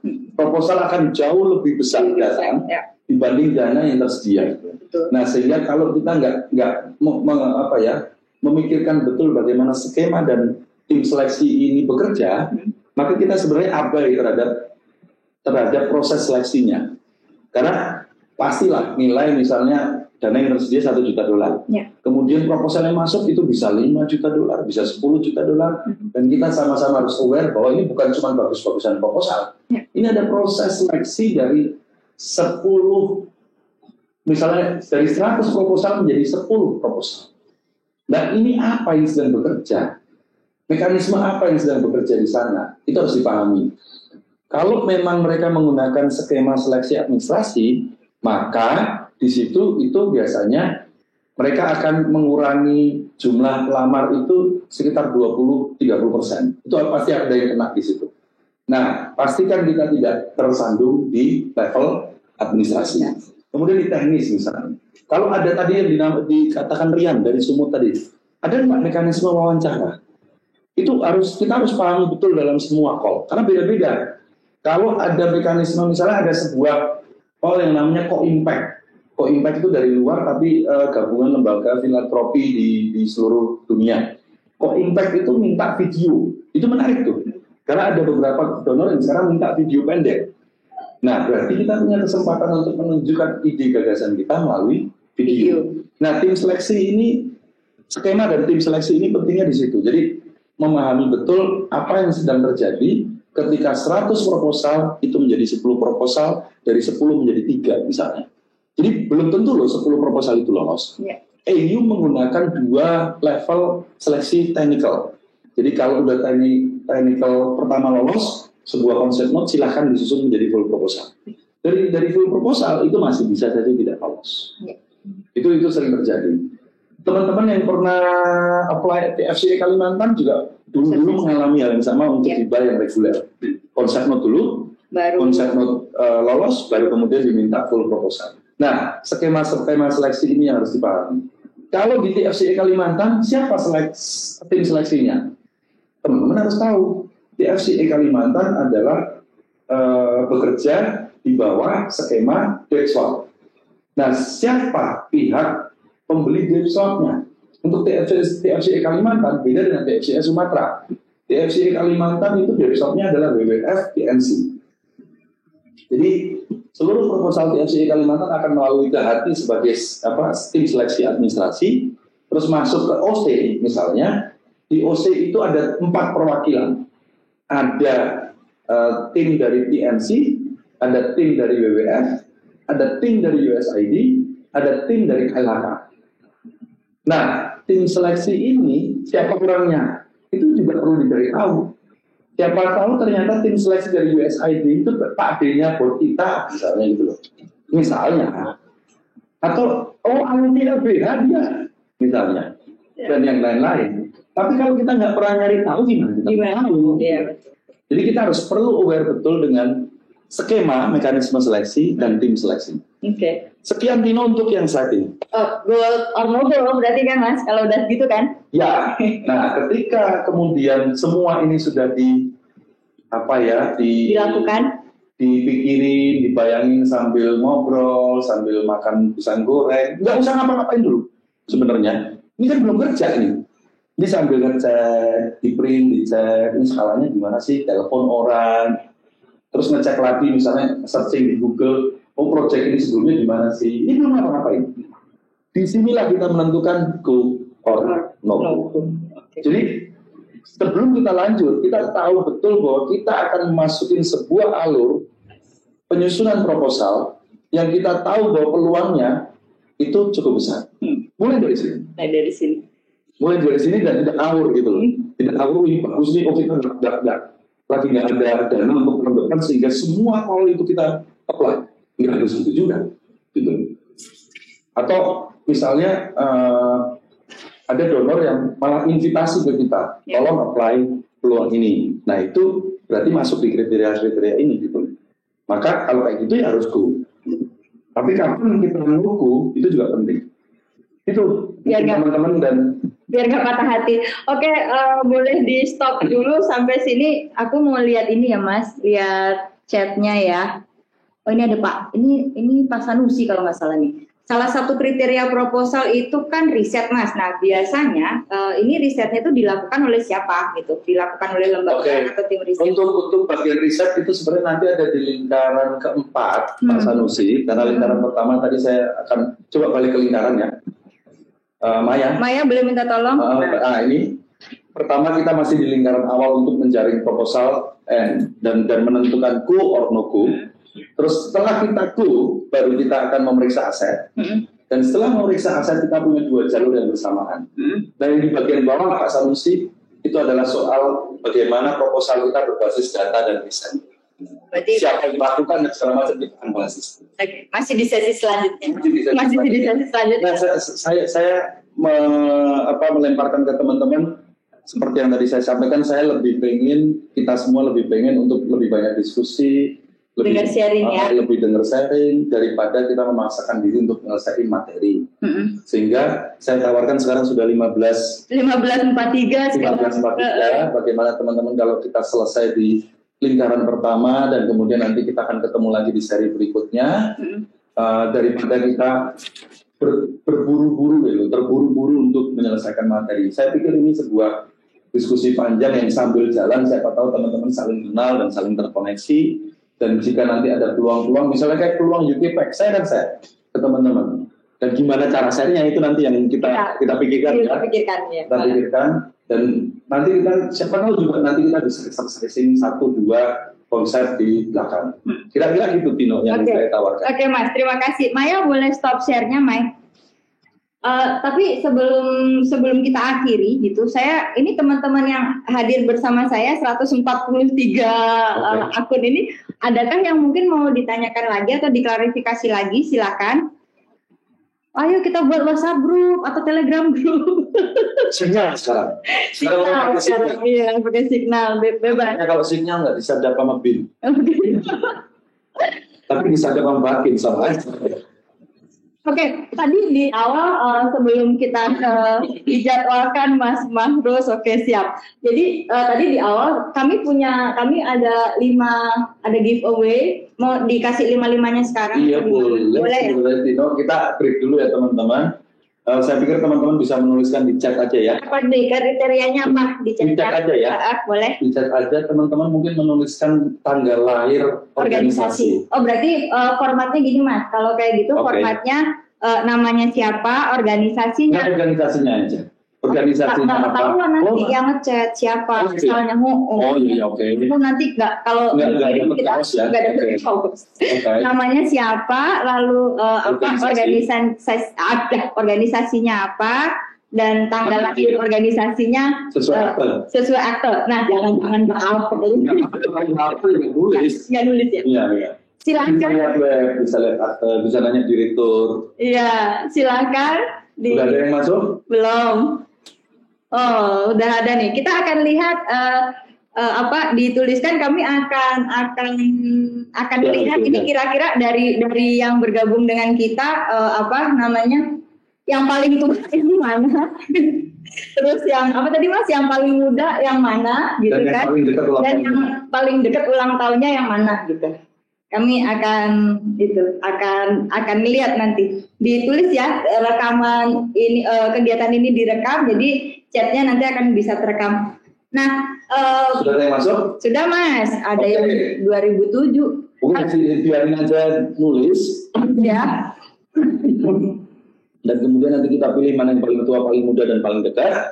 Tapi kayaknya ini terusan dia Mas, kayaknya akan diumumkan saja gimana ngomongnya. Oh gitu, enggak tadi dulu. Oh iya, boleh. Makanya sambil nunggu Bapak Ibu sekalian, silakan terus ngisi. Gitu. Silakan memburu giveaway-nya. Silakan memburu giveaway. Yang kami pakai ini akan dikirimkan segera dengan Tiki ONS ya, One Night Service. Bebas, nanti kita pakai layanannya. Nah, karena kita akan ketemu lagi di minggu depan, saya mau mengundang kawanku. Jadi silakan tadi. Kamu mau duduk di situ atau di sini? Sini aja. Oh, di situ aja. Kencang ya suaranya ya. Sudah masuk ya. Apa Mas? Izin ke teman-teman tadi akan menyampaikan beberapa hal untuk menutup sebelum kita tutup kegiatannya. Monggo Mas, silahkan share. Kalau ini berseri, no? Iya, kita belum kesepakatannya ya. Iya. Nah, nanti dulu deh Mas, gini dulu. Ini tapi kalau iya deh, kita sampai lupa nanya gitu. Kalau misalkan berseri nggak apa-apa teman-teman, suara aja karena chatnya lagi bekerja. Bersediakah teman-teman? Karena ini tadi kan ada 6 buletan dan kita baru sampai di buletan pertama. Kalau nanti kita ketemu lagi gitu, bersedia nggak? Setuju dong Mbak. Bersedia. Setuju banget tuh. Setuju guys. Siap sedia. Ayo Mas Eko. Baik Mas Eko. Jangan sampai nggak jadi. Sepakat, seminggu sekali juga boleh. Jangan weekend. Silakan Bang Ted. Silakan Bang Ted. Kita tutup dulu, Bang. Karena ini butuh layar gitu. Iya, butuh layar gitu. Oke, baik teman-teman, selanjutnya agak kenceng ya. Sesi sebelum kita menutup diskusi yang sangat luar biasa pada sore hari ini, kita coba mengisi absensi dan nanti di akhir ada kapan waktu pada sesi selanjutnya. Kasih linknya dulu kan? Untuk link sudah di ini ya, bisa di-share lagi di share lagi karena itu buku. Bisa di-share lagi Bang. Sudah di-share ya di chat box. Teman-teman, kita pakai aplikasi Kobo Toolbox ini. Iya. Silakan. Nah, mungkin teman-teman yang sudah masuk ke dalam linknya sudah bisa mengklik. Itu teman-teman ada yang sudah masuk? Tampilannya di ini ya teman-teman. Tampilannya nggak bisa, loading error dari tadi. Kita coba dulu Teh. Ya. Coba lagi, share lagi. Ada yang teman-teman yang bisa coba? Di sini juga coba ya. Ya, bisa Pak. Bisa. Oke. Santai. Teman-teman masuk dulu. Oke. Sebagian besar dari teman-teman udah masuk, baru mulai tadi. Oke. Sudah bisa kawan-kawan? Sudah. Bentar, biar teman-teman juga masuk ke alat yang sama. Oh, masih loading error ya? Masih loading. Loading benar ya Kak? Sudah. Open source. Open source ya. Dibuka bareng ya. Yeah. Oke. Jadi kita mau pamer. Banyak mau pamer banyak alat-alat yang bisa kita coba. Tunggu dulu. Ya, sambil menunggu. Tadinya Tino mau nyetel itu kan? Terlalu hati itu astaga Tuhan. Oh iya Bapak Ibu sekalian, materinya yang disampaikan Mas Eko tadi itu sudah ada di chat box di Grand Management dan Penanggulangan Foundation.org/panduan alur penyusunan proposal. Silakan diunduh di link tersebut ya. Kami nanti akan mengirimkan juga di email dia. Tapi yang dari share botol boxnya udah bisa belum ya? Bisa proses. Bisa. Ya. Oke, silakan Budi. Ya, sambil menunggu yang lain, teman-teman yang lainnya masuk ke dalam linknya, coba saya agak sedikit bantu untuk pengisiannya, teman-teman. Yang untuk baris pertama ini nama lengkap teman-teman bisa mengisi namanya di sini di baris pertama. Lanjut. Nah, selanjutnya di baris kedua itu ada jabatan dalam organisasi teman-teman, misalkan direktur ataupun yang lainnya, silakan diisi.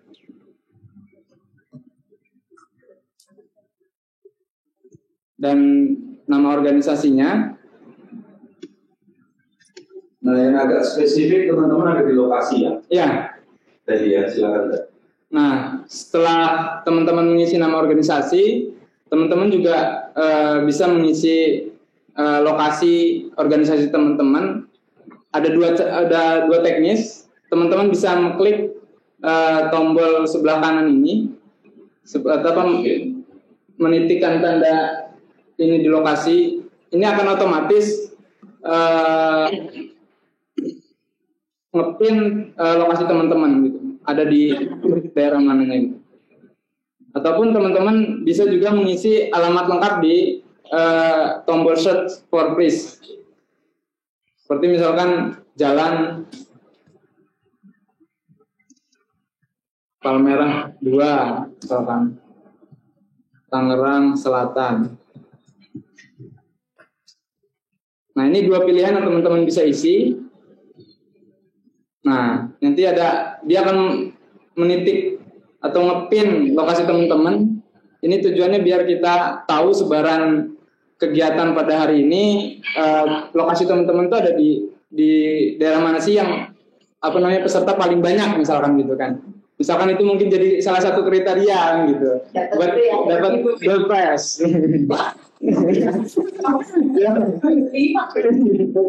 Nah, ya itu ya teman-teman. Selanjutnya setelah mengisi lokasi, teman-teman juga untuk mengisi jenis organisasi.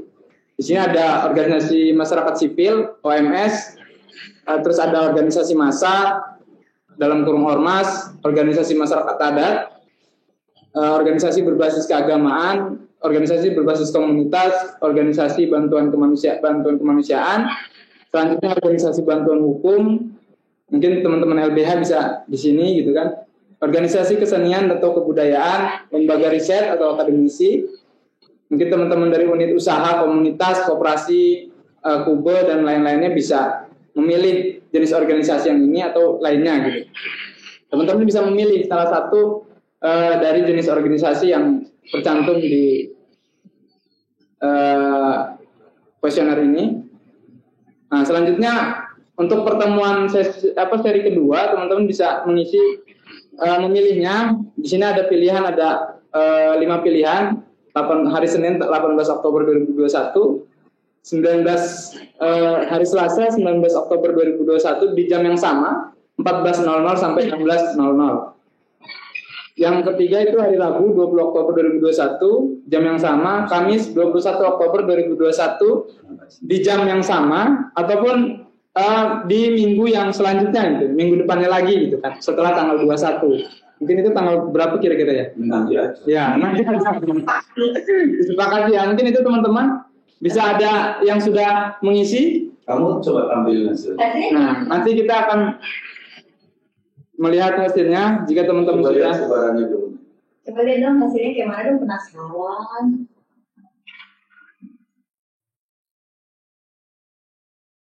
Nah, ini ada yang ngisi teman-teman.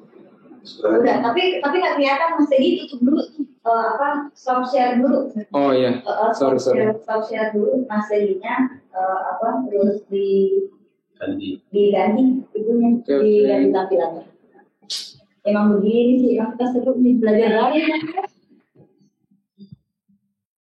Nah, ini ada waktu limit ya. Jadi setelah teman-teman mengisi semuanya, submit, itu ada hitungan 5 detik untuk bisa benar-benar tersubmit gitu oleh teman-teman. Dilihat aja ya sebentar. Hasilnya mana, Mas? Oke, stop sebentar dulu kan? Nggak bisa kan? Bisa. Dia live kan? Tapi sebenarnya banyak juga ya, Mas. Kalau apa namanya kan beberapa kawan kita kan memang kayak dari Makassar dan pernah bikin Simpensus, kawan-kawan Balang itu kan hobi. Nah, ini sudah muncul teman-teman, ada 80 subscriber. Submission. Oke. Sebarannya. Sebarannya. Aja. Website-nya. Nah, ntar tadi ini juga lagi belajar. Nah, ini sebarannya banyak nih. Ada di sini.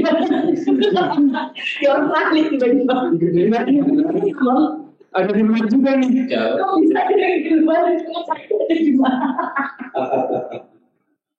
Oke, versi.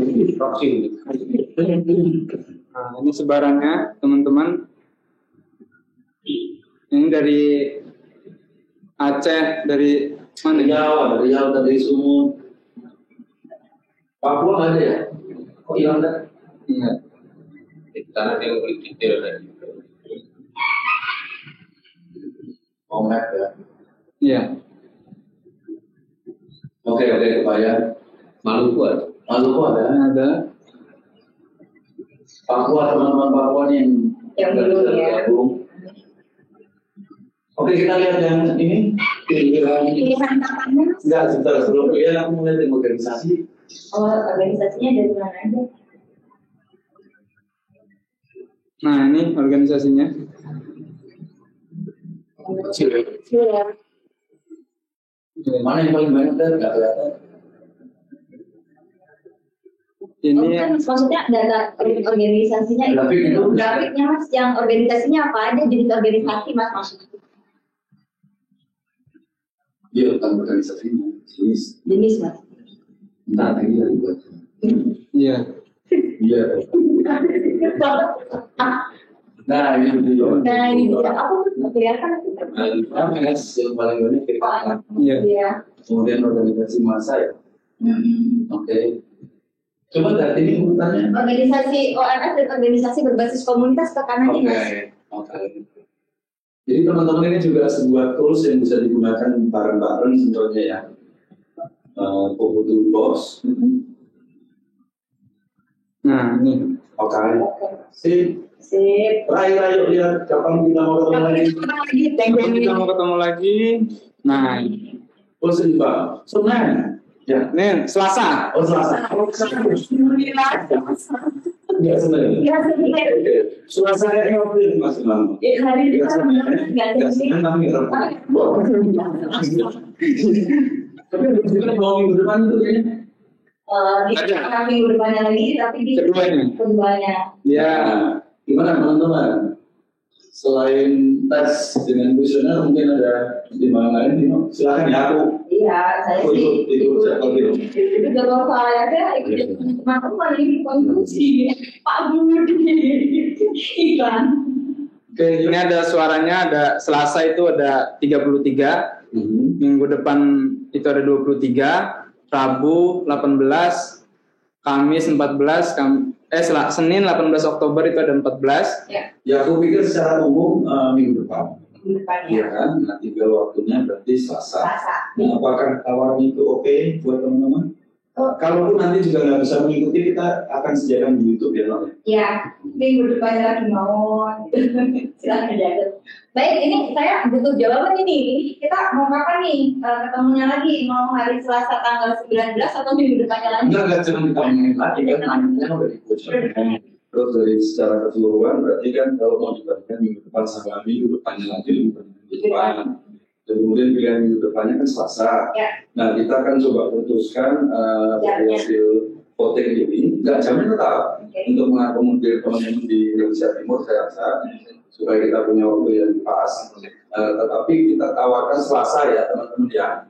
Nah, jika ada yang keberatan atau tidak bisa mengikuti itu bisa join, tapi menyaksikan rekamannya di YouTube ya. Kami akan olah rekaman ini. Itu teman-teman dari kami sejauh ini, thank you tadi atas eksperimennya balik ke kita.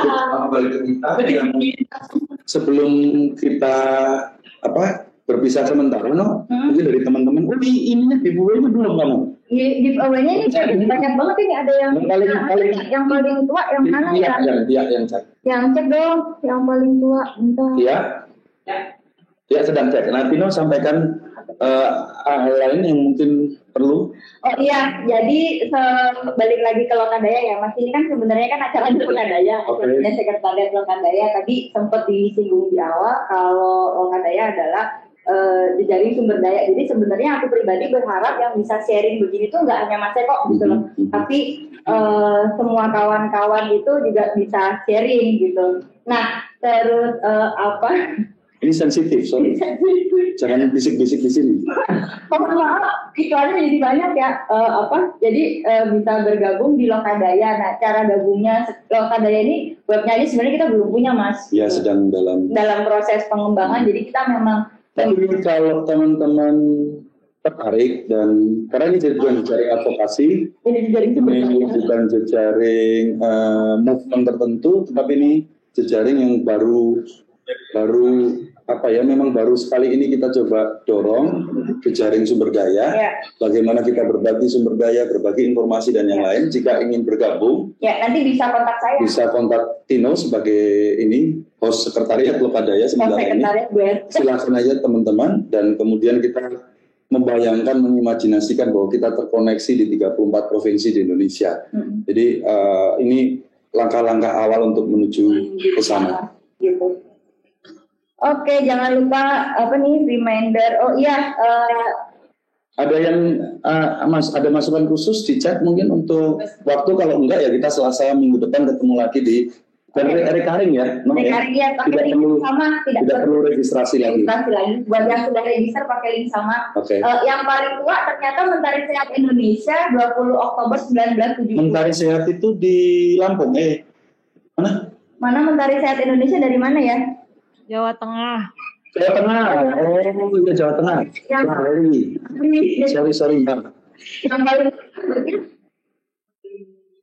Yang paling tua 2 dong. 2. Yang paling muda 2. 2020 itu. Siapa? Ini dari siapa nih? Ada 2020. Dari Indonesia dari 2020. Jadi yang mana? Yang mana? Kayaknya baru deh, Mentari Sehat baru deh. Enggak ya? Yang paling muda kali. Paling muda juga dapat ini kawan. Paling muda juga dapat kali. Bentar, kabar. Yang paling dekat? Yang paling dekat dengan hari ini?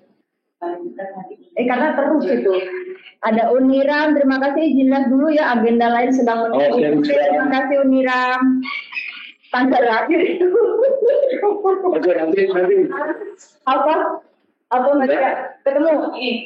Yayasan Sehat Mahuripan Sukowati 17 Juni 2017. Yayasan Sehat KKSP itu yang paling tua 1985. Oke, KKSP 1985. Terus YMAA ini paling muda juga 21 Oktober 2020. Deketan dong. Ya, sebentar. Yang menang siapa? Yang menang siapa tidak? Yang jelas. KKSP. Tingkatannya apa? Nggak ada. Terus Bang Mamat Awijaya. Tolong dipanjangin ya yang KKSP ya. Terus yang kedua? Ada jadinya yang Mentari itu 2020 ya. Terus ada KSNS 91. 91. Oke, yang kedua. Oke. Yang kelima. Selamat Yapita dan KKSP. Terus yang paling juga itu tadi Yayasan Mentari dan si YMMA Sumut. Sumut dan Mentari Sehat. Yang paling dekat dengan hari ini? Paling dekat tadi kayaknya ada yang mau ulang tahun kayaknya. Jadi jangan lihat tahunnya, lihat Oktobernya. ulang tahun saya yang dekat. Oke, itu. Yayasan MSI 30 Juli 2020. Juli dong, Oktober ya, tadi ada Oktober ya kan? YMM sama Oktober juga. Oh. Yang paling dekat dengan hari ini ya. Kok jangan kesejahteraan anak itu kapan? Di tanggal 26 Maret 2021. Ya, Oktober. Udah ada sih 18 Oktober kita di sini. Oke, pemenang kelima Pupda PKHB. Pupda PKHB siapa yang hadir? Pak Haji Rahmat. Haji, apa kabar Haji? Sehat? Pak Haji Rahmat. Sehat Mas. Halo, apa kabar Mas Eko? Obatnya masih belum pakai ini. Hah? Sebenarnya kita mau foto bersama dulu. Boleh minta tolong, boleh kita dibuka scan-nya, dibuka scan-nya.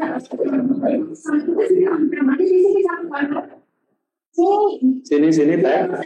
Udah, cepet.